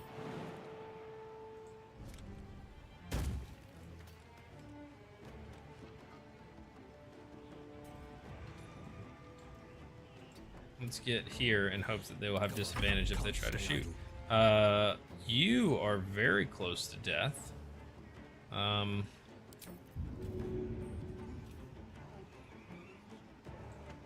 Let's do that. Why not? Because that may force him to try to run away and give me an attack of opportunity. Can't catch my breath.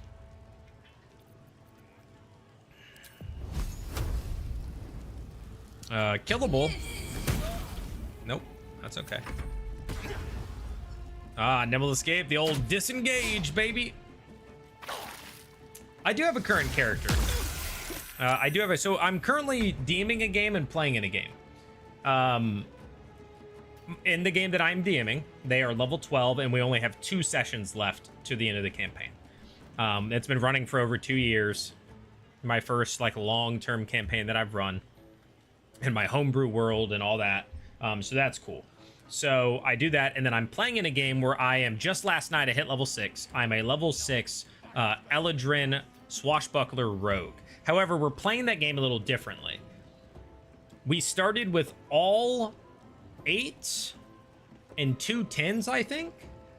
And then you got like your species bonuses or your background, yeah, because we're playing 2014. So like you start with, you know, like 8, 8, 8, 13, 8, 11, 8, you know, something like that. But every single level you get a feat or an ASI. So at level 6, I went like dual wielding swashbuckler rogue. And when you're getting a feat every level, I had dual wielding and 2 weapon fighting style at level freaking 2, right? Because I got one at first and I got one at second. So I was already able to do the offhand attack with all the extra damage. I was able to draw both blades at the same time, all that. But on the flip side, my stats suck. So like I have a good dex, and then I had like an 11 intelligence now and an 11 con now because I took resilient when I hit level 6, resilient con. But like, for instance, my wisdom saving throw is still a -1. My charisma saving throw is still a -1. My strength saving throw is still a -1. Because of that. But it's an interesting approach to allow like a bunch of different types of builds. But at like sacrificing. It's great for fighters and casters because that means at like level 6. And you know, so the levels that you would normally get feats, you now get 2. You still get the benefits of 4 and 8 and whatever. But because fighters also get the extra ones, they're getting double, right? So they're getting double like everybody at 4, and then they're getting double again at 6, and they're right, so on and so forth. The other one is casters. Because we're playing 2014, not all feats come with a stat point. And there are so many feats for intelligence, charisma, and wisdom. Like mental stats, there are so many feats that say like gain one of these and get this benefit. And there are so few for dex. Or like con, right? There's a couple for con, but like not a lot. So, yeah.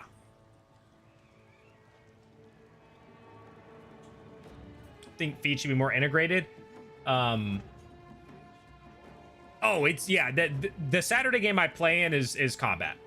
It's combat. I don't know if you saw the pictures that I was posting in the general chat last night. He's got a massive like custom built table, Dwarven Forge out the hoo-ha. It's a lot of tactical. Like there's a story there, but it's mostly combats. Like we did like 3-4 combats last night in that session, and it was like one combat leading into another, small break, you know, whatever, where like we turned in a quest, did a long rest, and then immediately went into like a skill challenge into a combat, that sort of thing. Yeah, but with the feats being more integrated in 2024, they kind of are though, right? Because you don't really have to choose as much between them.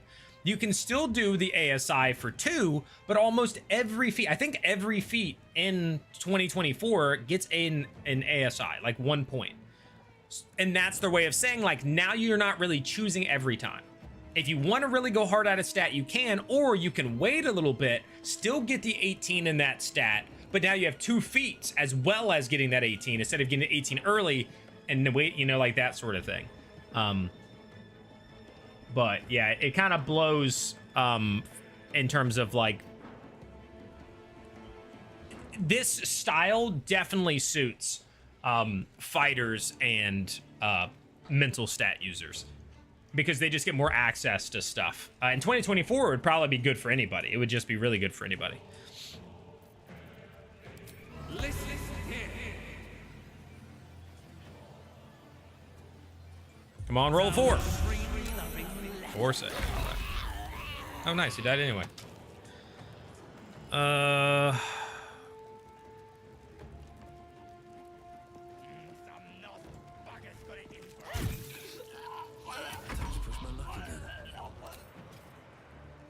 Disadvantage. Target outside. Oh.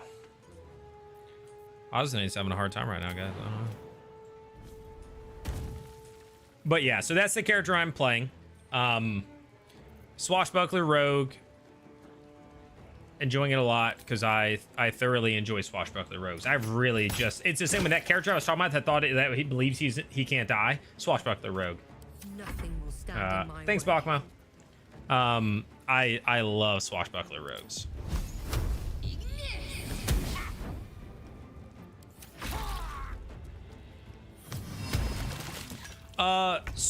Swashbuckler's whole sort of gimmick is that they can get in and out of combat without giving attacks of opportunity. So their main two, so that's one of the things.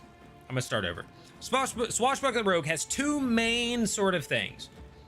One, they can sneak attack in one-on-one combat without advantage.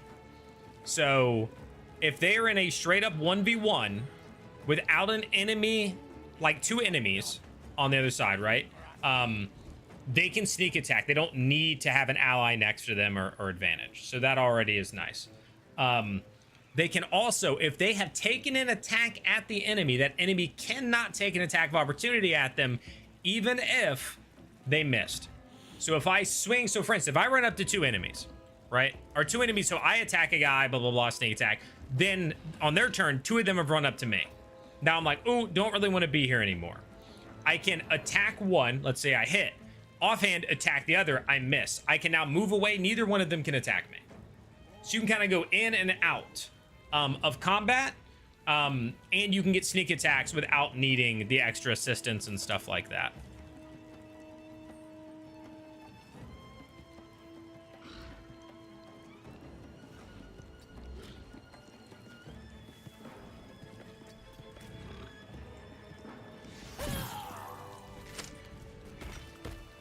Swift as my feet can carry me. Played with like monk, best, or wizard. Both viable, both good. I mean, everything is, but What's in here? would I rather be a Halavar or Taconis? Halavar. I don't know. Like, my instinct is that because I like some of the vibe, but then I think about it and I'm like, maybe Taconis. If all four in melee do the two you didn't attack, yes. They can still opportunity attack you. It's only like if you would enemies that you made an attack at cannot take attack of opportunity against you. So if you're like completely surrounded or if there's whatever, then like the other ones can still do it. And then, you know, you have the normal rogue stuff, like you can disengage as a bonus action, you can dash as a bonus action, stuff like that. All that stuff is still there.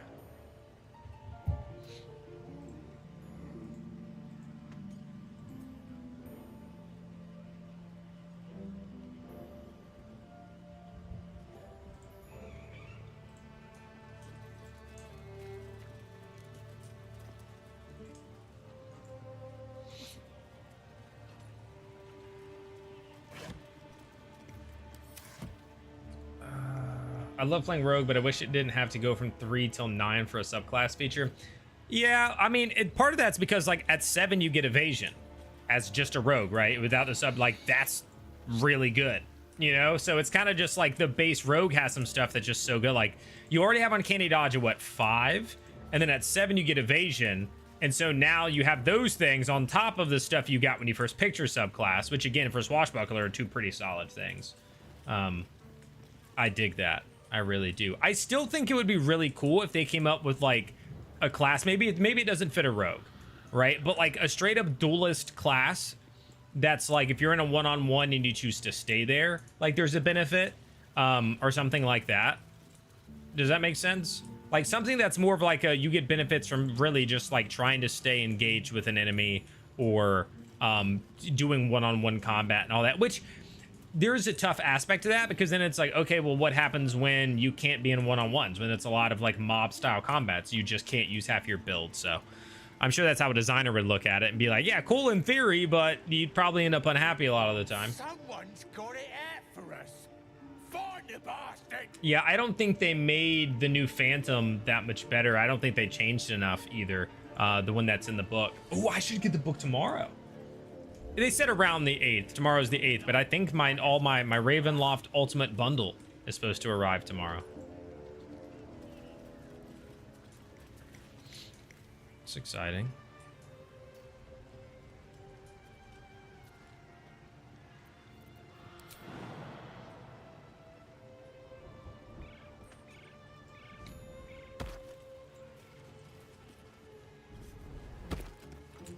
You know, I mean, you can appear whatever way you want to appear. Mine are never thought of as a pirate. I consider mine more of duelists.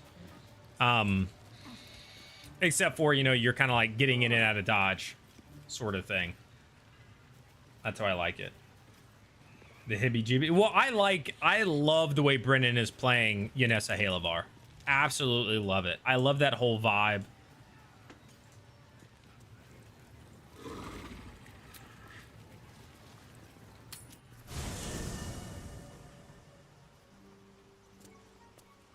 Oh, what's up, buddy? Something's on my mind.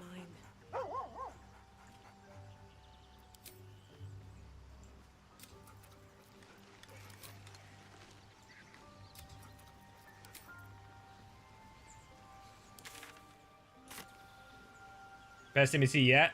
No, Dimitris is really cool. I don't know if he overtakes Hawthorne for me. I feel like every time we've seen Dimitris, I think he's actually grown on me. I think I've liked him even more. But I think him and Hawthorne are probably my top two right now. And the only reason I'm not giving more to the Black Rabbits is because we only saw them once. But they're up there too. The air is heavy. Moisture drips down your forehead. Pain shoots through your fingers. All right, guys, so let's think of ideas for my one-shot tomorrow. I'm running it in person. It's level 5. I was thinking about going like undead and necromancer vibes.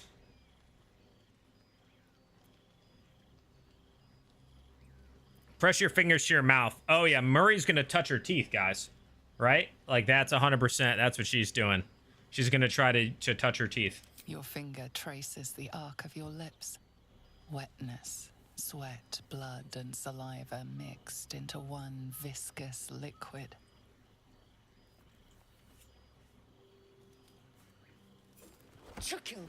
They have to destroy the data center. Can you feel it crawling through you? Tendrils squirming in your chest, gripping your heart, piercing your belly. Your bones popping, your flesh swelling. I can. I see it in you. I'm running this. This is We are lost. I will be quick with my because blade. one of my players was going to miss this week, and it's the last 2 sessions of the game, so I don't want to have somebody miss these 2 because they're important. So I was like, we'll just do a one shot. So I'm going to run this. The Dark Alliance thing probably too long for that, because we'll still probably just try to keep it between 3 to 4 hours. So it'll be kind of like they'll get a quest, they'll travel some, they'll get to the destination, maybe they go through 2 or 3 rooms, they get to the combat, they go back to the town, maybe there's another traveler, another engagement of some kind, whether it's an RP, a skill challenge, whatever, they get back to town, adventure ends. Liz says, the Necromancer could raise up a dog that was killed by a rocket that got launched at it.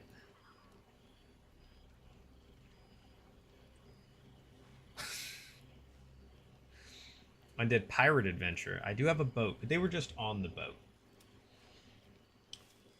Then they could have to deal with the undead dog.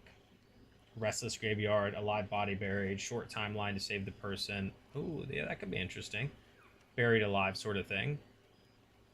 Reestablished canon. Yeah, well, I mean, this is a kind of one-shot. For instance, when I did one not that long ago, I just pulled one out of this book that I really enjoyed. It was a little gimmicky, but it's called Hungry for Adventure. It's for levels 2 to 4, so I had them make level 3 characters. Spoilers if you ever end up, if I decide to run this, I'd have to alter it a little bit, but This was fun. It was kind of straightforward, but it had a time mechanic. So like there's 3 different destinations that you would have to go to. And there are these other little tasks that you could do to gain more information. And basically everything took an hour. So if they wanted to go from each location, it took an hour. When you harvested this thing, it took an hour. If you wanted to talk, and you were on a timeline where the quest had to be completed by 8 a.m. the next day. And you got the quest at like 10 or 11 a.m. And so you had a little less than 24 hours to do everything that included, you know, whatever. And yeah, it was fun. And there was some travel where you could like, you know, do skills and then like do worse at it. And then there was different, depending on when you arrived at each location, whether it was nighttime, dawn or dusk, or day, could alter what happened at those places and how difficult it may be. Like if you're going to find a cockatrice and you go at night, then they're not there in their nest because they're nocturnal, right? So if you try to find this or that, or if you want to, like, right, different time of day impacted the difficulty. If you show up to this spot at this time, then it may take 2 hours to locate what you're looking for, versus if you showed up at this time, it would take 1. So it was cool. It had a neat little mechanic with that I enjoyed. But this one I'm going to make up on my own.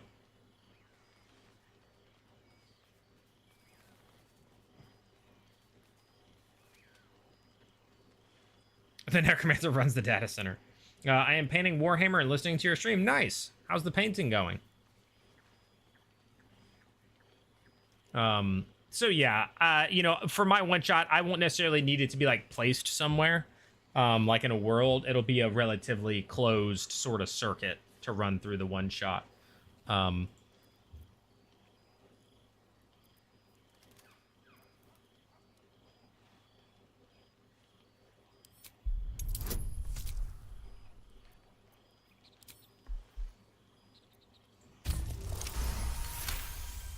Yeah, it was a neat little time mechanic. So I'll have to figure something out, but I'm thinking there might be like spooky something. Yeah, so I was trying to think there was going to be a character that was very like Aragorn inspired, but more so when he was Strider.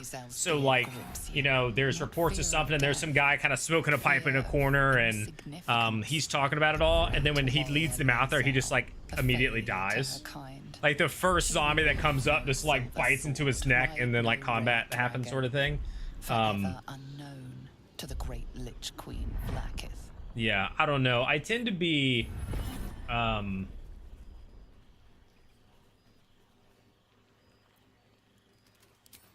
What? like a day of planner. I don't get this. Abraham, thank you for the sub on YouTube. When it comes to like my D&D sessions, like it's normally like a day of thing. So tomorrow, I'll sit down for like an hour or two and kind of scope out the general idea and start to get some stuff going for it. All I need is like the overall, again, for a one shot, I need the point A and point B, and then filling in the gaps between, right? Like, it's basically it. I don't remember who I made Vaelus's like secret lover. I think I just like gave up on, because I had to do 4 different characters. You are transformed. Oh, I think I went for her sister. So like another drow.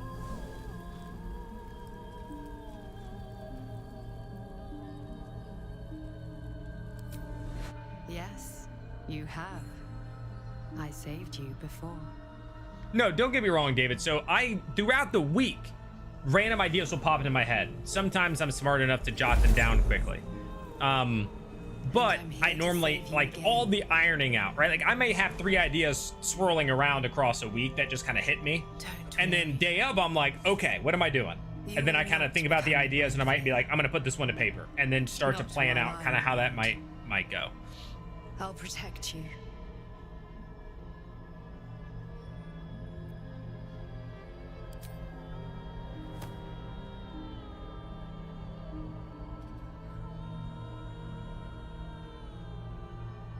We haven't much time, so listen closely.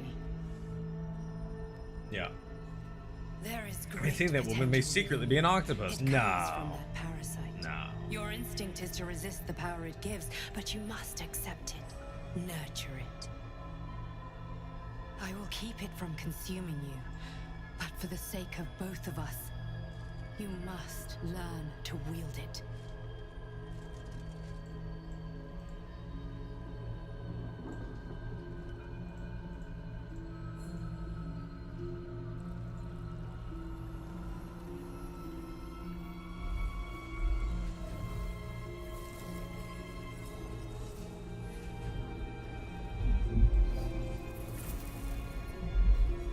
A fight for the fate of Faerun.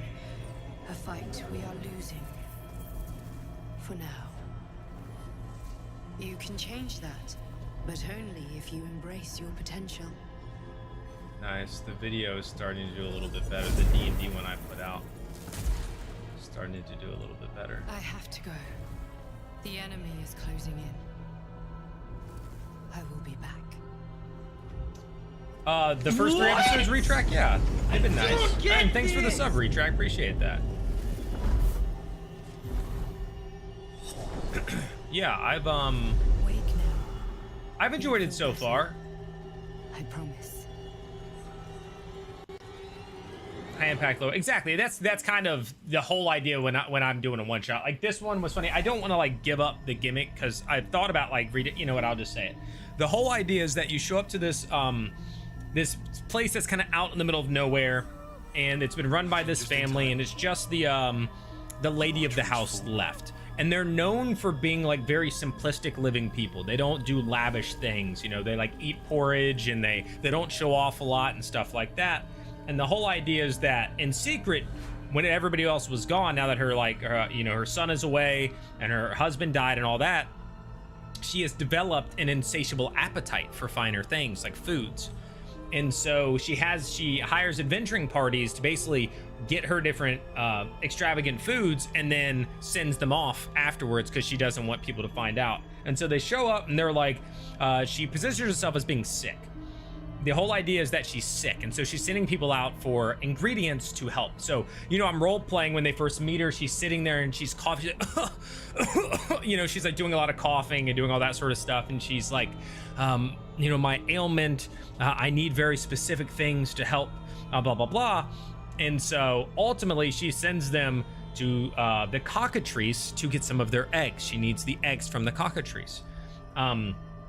There's also a fiendish boar that's been ravaging the lands to the west, and she needs the meat from the boar.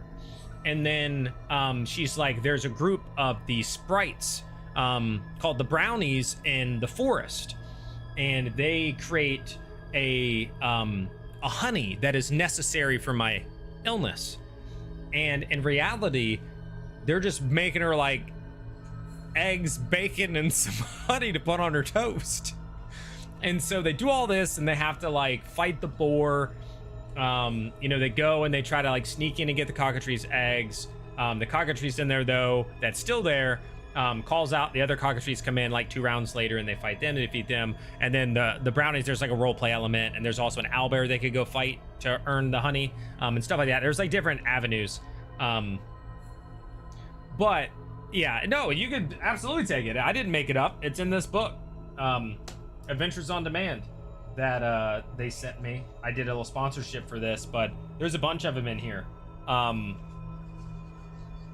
for that. But I enjoyed that one. Yeah, there's so in total in this book, there's 10 one-shots, and then they even put it into a campaign mode. So they have a way that allows you to link them all together. But Hungry for Adventure is the one that I did, and it was just a fun thing. Now the problem with it, which is what I needed to alter, that my brother pointed out, he was like, it was a fun adventure, fun one shot, it was unique, but we knew what we were doing from the get-go. Like immediately they were like, oh, we're getting her breakfast. And so like it didn't have the same hit when you know the whole time what the trick is at the end, is that you're like, because the whole idea is that they don't know, and then when they show up the next morning to get their reward, so they drop off the supplies at like, you know, by 8 a.m. and then they're told to come back and get the food, or they're told to come back to get the reward at 10 a.m. And when they show up at 10 a.m., she's sitting at the table and she's just like scarfing down eggs and bacon. And they're supposed to then roll like an insight check. And I'm like, the whole premise with the way everything's described makes it really obvious as to what's happening. So you would need to really do it in like a way where, like, when you're talking about like, you know, be specific instead of like, oh, we need the eggs from the cockatrice, but like, the embryos found within the eggs of a cockatrice are necessary for this. You know, you'd really have to sell it in a different. So if I was going to run it again, it would be in a way where like I would really have to up the flavor of and detail of things to draw attention away from, oh, you're going to get bacon, eggs, and honey, right? But nothing happens. She just, like, I role played some stuff there that isn't in the book for it, but like when they kind of noticed, she was just like, hey, you know, you can't, don't tell anybody, you know, like that sort of thing. And then was like, you know, she always let, you know, only had people do one quest at a time so nobody would kind of catch on, right? That was the idea, is that the adventurers, the reason she only had each adventuring group go on one quest and leave is because she didn't want them to catch on as to what she was doing. Again, fun, loved the mechanic for the time, enjoyed it, but also it was on the nose. Wait, didn't I just do this? Oh, I have to do it for every character. Oh no. Combative. Good. King Gus, by the way. I made King Gus for Murray. Don't worry. I don't know if that's really what he looks like, but You will not become just a big the human man. fear. Not while I'm around. I'll protect you.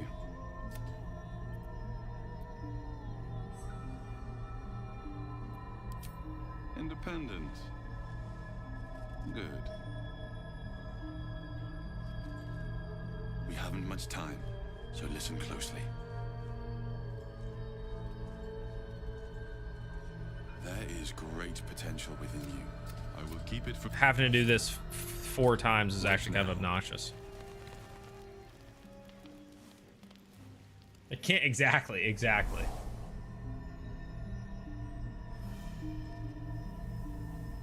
be a good time.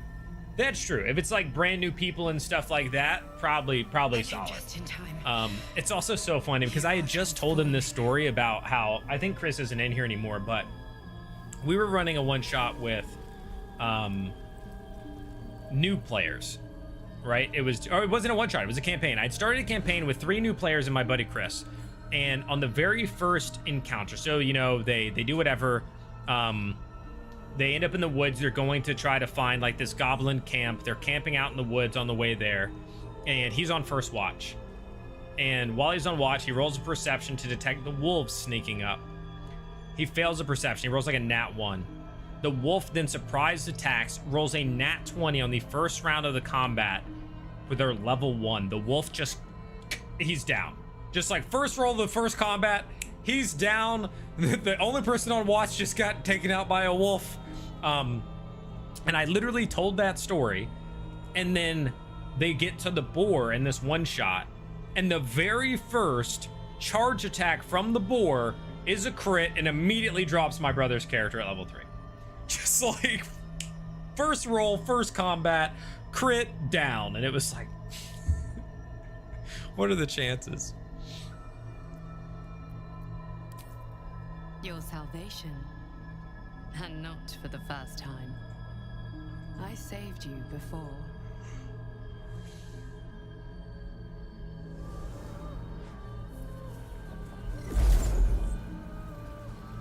And I'm here to save you again. One shot of the movie The Thing. Nice. Yeah, I need to start thinking about like really ironing out. I think I do want to do something spooky, like trip into the mountains. So I'm torn because there are other things I want to save for the next campaign I'm running with them, like things I did in other campaigns and whatever. There was a cool one with like a banshee up in the mountains that I'd love to do, but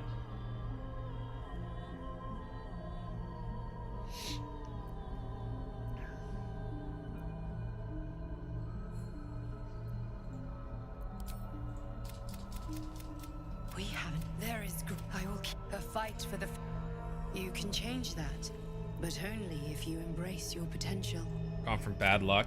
Oh, dude, I think it's in this book. It's one of the red box, like the adventure out of there.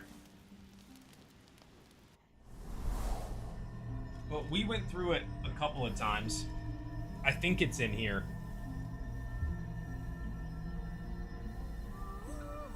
I came just in time. You are transforming. But there was like an adventure. I could have sworn it was in here. It is, yeah. So the whole idea is that you guys, you're going off to the castle, and when you get there, there's like a hole in the wall you can try to go through or something else, but then like a carrion crawler comes out of it. Let's see.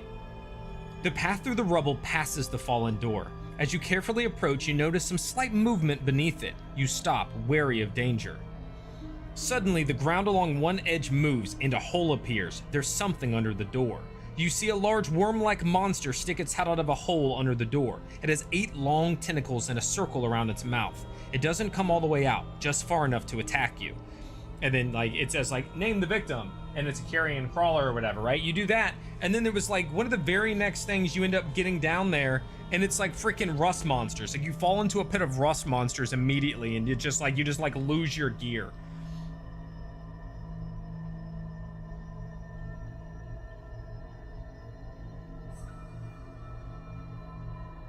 But it's cool, man, like these old adventures and how like straight up and simple a lot of these things were. I mean, it's all just like plain.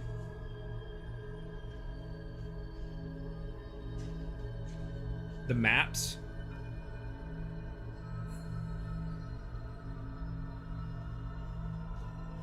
Ooh, a memorable one-shot I've played as a character. Oh yeah, the old games are so brutal, man. So I've done a DCC one-shot, a Dungeon Crawl Classic, but it wasn't super memorable.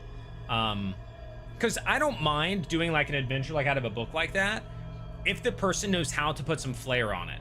And some people don't. So like, and this isn't a knock, like to each their own, right? Some people don't like a bunch of flair. But like if I'm doing what I was just doing, and everything is red with no, so I just go, this room is 30 by 30 with doorways in the north and east walls. The doors are missing. The room is filled with boxes and crates of many shapes, sizes, and looks like a storage area. Right? Like that one's nice, but right, like each of them, like if everything was just that plain, like it sounded like I was just reading out of a book, I just don't enjoy that. Right? Like if instead of suddenly the ground along one edge moves and a hole appears, there's something under the door, right? Like, I don't know, just a little flair, a little, you know, like I enjoy that. And the DCC one was kind of just like reading very plainly. And when people don't know, like they haven't read ahead, and so they're like getting lost and having to like figure it out on their own, is kind of, this is different. So it was a TTRPG one shot, but it wasn't really D&D based, but it was like a modern zombies thing where we showed up to an island resort. And this is something that I would probably run as one of my one shots if people were interested, because it's more like playing Dead Island, the zombie game, than like a D&D game, if that makes sense. Like it gets to that point, but it's more of that, like you show up and then something happens, there's like an attack of zombies, and then you need to try to get to choose which destination you want to go for. Do you want to try to get back to the yacht that you rolled in on? Do you want to try to get to the helicopter on the roof? Do you want to try to do this? And then as you're going, you stumble across items. So like when you're running through the resort's golf course, you might find a golf club to use as a weapon, right? You might get the golf cart to be able to get between 2 destinations faster. But when you get to the golf cart, you realize it's out of gas. Now you got to find the gas tank. The gas tank is in that place where you see 2 zombies walking around, right? You can find a flare gun. You can find, you know, stuff like that. It's like you find these random items to use during a zombie attack, and then you kind of choose where you go to try to get out of it. There are zombie strippers, there are zombie dogs, there's like all of it's in there. That was fun. That was a pretty unique thing that I ran through.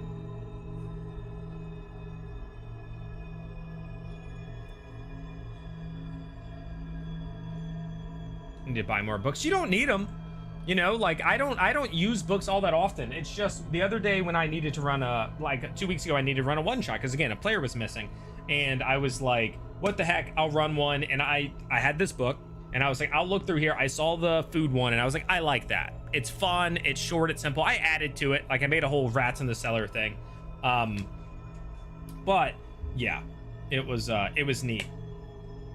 The zombie thing was actually super dope. And the guy, because it's not a creation of mine, I altered it when he sent me the files and stuff for it, but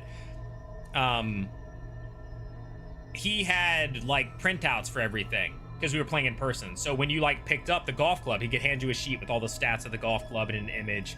They're all pre-generated characters because there's like plot points between them. So there's like the guy who came to the island who's like an ex-pro wrestler who's trying to get back into it, or an MMA fighter rather. There's an MMA fighter and he showed up because he's meeting a doctor at the resort who's gonna give him steroids. And then there's like another guy who brought this girl he has a crush on there. It has all the like tropes of like a zombie movie. So like the guy on the yacht is trying to show off for the girl, but the girl's actually into the stoner guy that came, and like it's just this whole thing, right? Like it's just a bunch of tropes from like B-rated zombie movies and zombie outbreaks, and yeah, it was fun. And all their abilities are like, you know, it's probably in here somewhere, but all their abilities are based on that stuff too.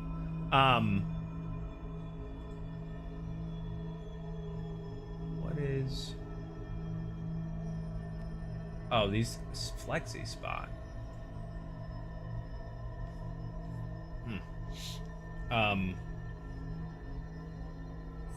I just got something about a collab opportunity.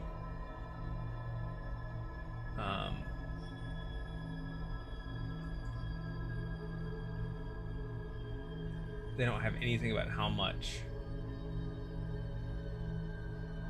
they'd pay or anything. Okay, that's not what I was here for. Let me see if I can find, but again, all the abilities were based on things like the character. And you got to be comfortable with it, because some of the, again, this guy made it and some of them are a little like but some of it can be adjusted. What would this have been called? Zombie? I feel like you would have sent it to that one. Mini collection.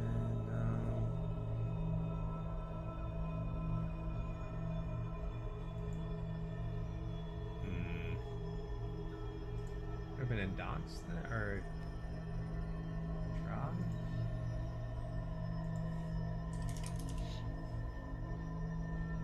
Oh well, maybe I'll try to find it sometime. I don't know where it is, but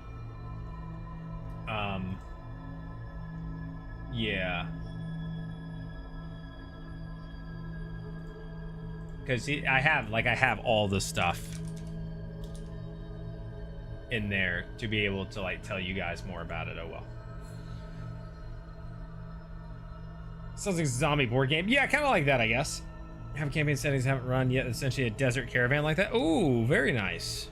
How did Strahd interview go? Or did it have a? It did. I mean, it wasn't really like a Strahd interview. If you're talking about like the interview with the Ravenloft designers.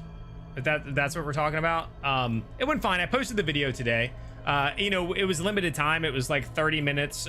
We only went to like 27 minutes. And it was, you know, I asked them about class design philosophy, class versus subclass. Yes. Talked about, you know, them not putting the Hexblade in the book and why they decided to pull the Hexblade, given that like it was in the Unearthed Arcana with the other stuff. It was in, they actually ran 2 Unearthed Arcanas and it still didn't make it into the book. So we talk about that. Yeah. Don't worry. You will not become a mind flayer. Not while I'm around. I'll protect you.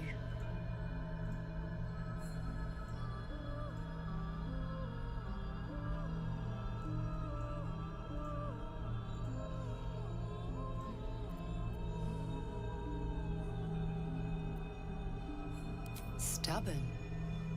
A useful quality.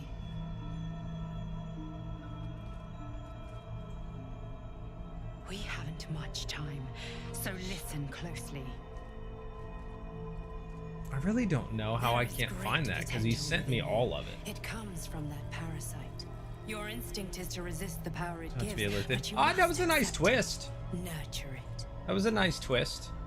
I will keep it from consuming you, but for the sake of both of us, you must learn to wield I it. didn't end up like siding with him. I never used a single illithid power in my run through.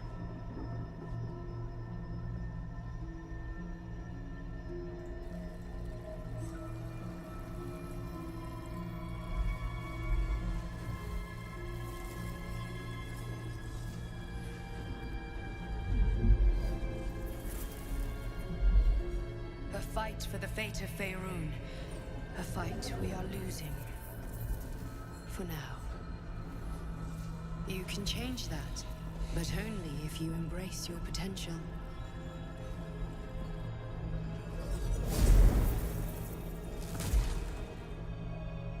I have to go. The enemy is closing in.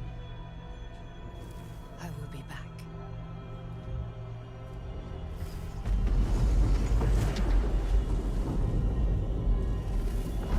Yeah, I mean, it was definitely a big twist, but I can understand being like, they set you up to where like you can be like falling in love with this person, and then they're like, blah, blah, blah, blah, blah. You're just like, oh god. Like you're trying to fall for whatever, like well, I don't know. I guess illithids, do they have like man, woman, or anything like that? Or because I feel like it comes across as it's a dude, right? But then it's like you're thinking you're falling in love with a hot elf woman, and then it turns out to be a tentacle guy, and you're like, wait a second.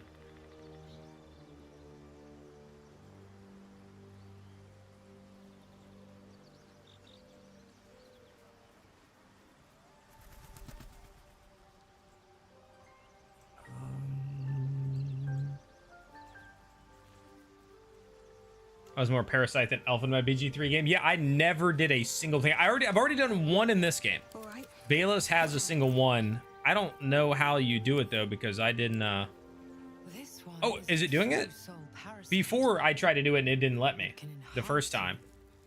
You can absorb its potential. Open your mind to it. You already know how. Technically, we can adopt the biology of their host as needed. Okay, so that's what I was saying, because initially, again, when in my first playthrough, when it came to it, he was a dude, and I was like, whoa. Like, you got me out here thinking I'm falling in love with this hot lady, and then it's a dude with tentacles. Like, yeah, I've never done it before. Bayless is doing. I'm just viewing it like it's an elf thing, dude. As it subsumes everything an elf the thing. temple has to offer. What's up, Everything Dylan? was and everything it was destined to be. Pure potential. Pure power. Good. You have grown your power and improved your chances of survival. I don't remember what button do I press to open up where I get to actually do something with it, though. Out of mind.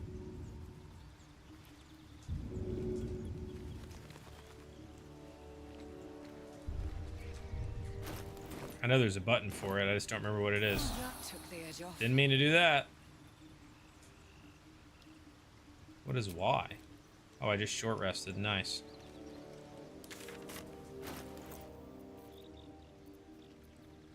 We'll just go to Illithid powers. Here we go. Alright. Chance use self. Sacrifice your half remaining health points to heal the target for the same amount. No.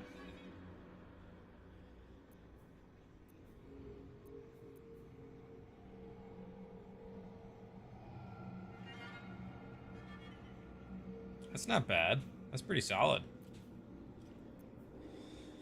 Charge forward, pushing all objects and creatures in your path 4 meters away from you. Meh. It's concentrating on another spell to cast this. If the target was concentrating, you heal as much as the damage.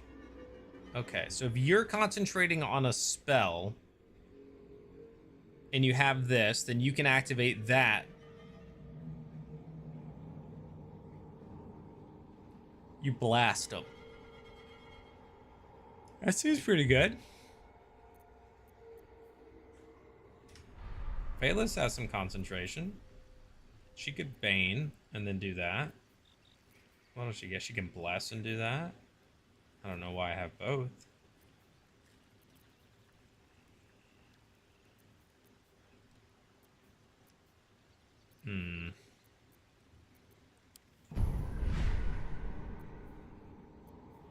Well, I do like this. We're gonna do that.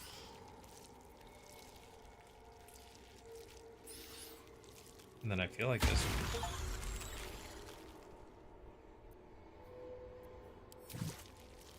Oh wait, so where does that take me? You bring creature down to fewer hit points than your number of evolved lifted powers. It dies and on your right. No. When an enemy within 9 meters casts a spell, you can use a reaction to inflict 24 psychic damage. No.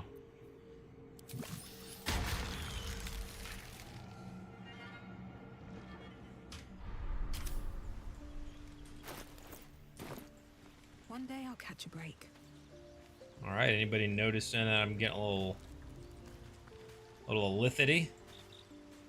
You guys like my claw for my item that I'm not supposed to have? That does a lot of damage. I think Azune is the character. Wait, no, swap to this. Is the character that has the look that most fits with that, with his hammer and the shield.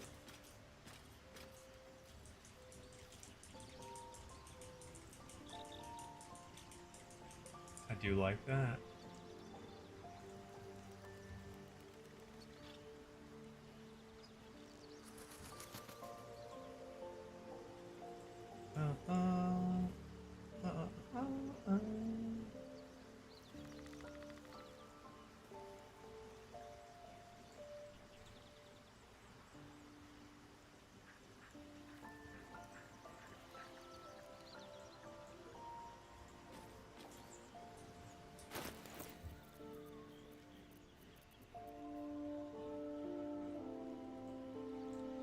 I think Still breathing, despite I everything. really need to sell some stuff. Anybody in camp want to talk to me? I think we're good.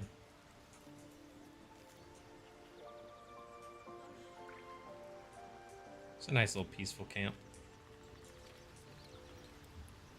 All right, I think we're gonna call it there for this one. We've been live for about 2.5 hours. Good conversations. I gotta start to put the mind at ease for the session tomorrow for this one shot. Figure out what I'm gonna do. But appreciate you guys hanging out, and I will see you guys in the next one. If I don't see you before Thursday, then I will see you at the pre-show on Thursday.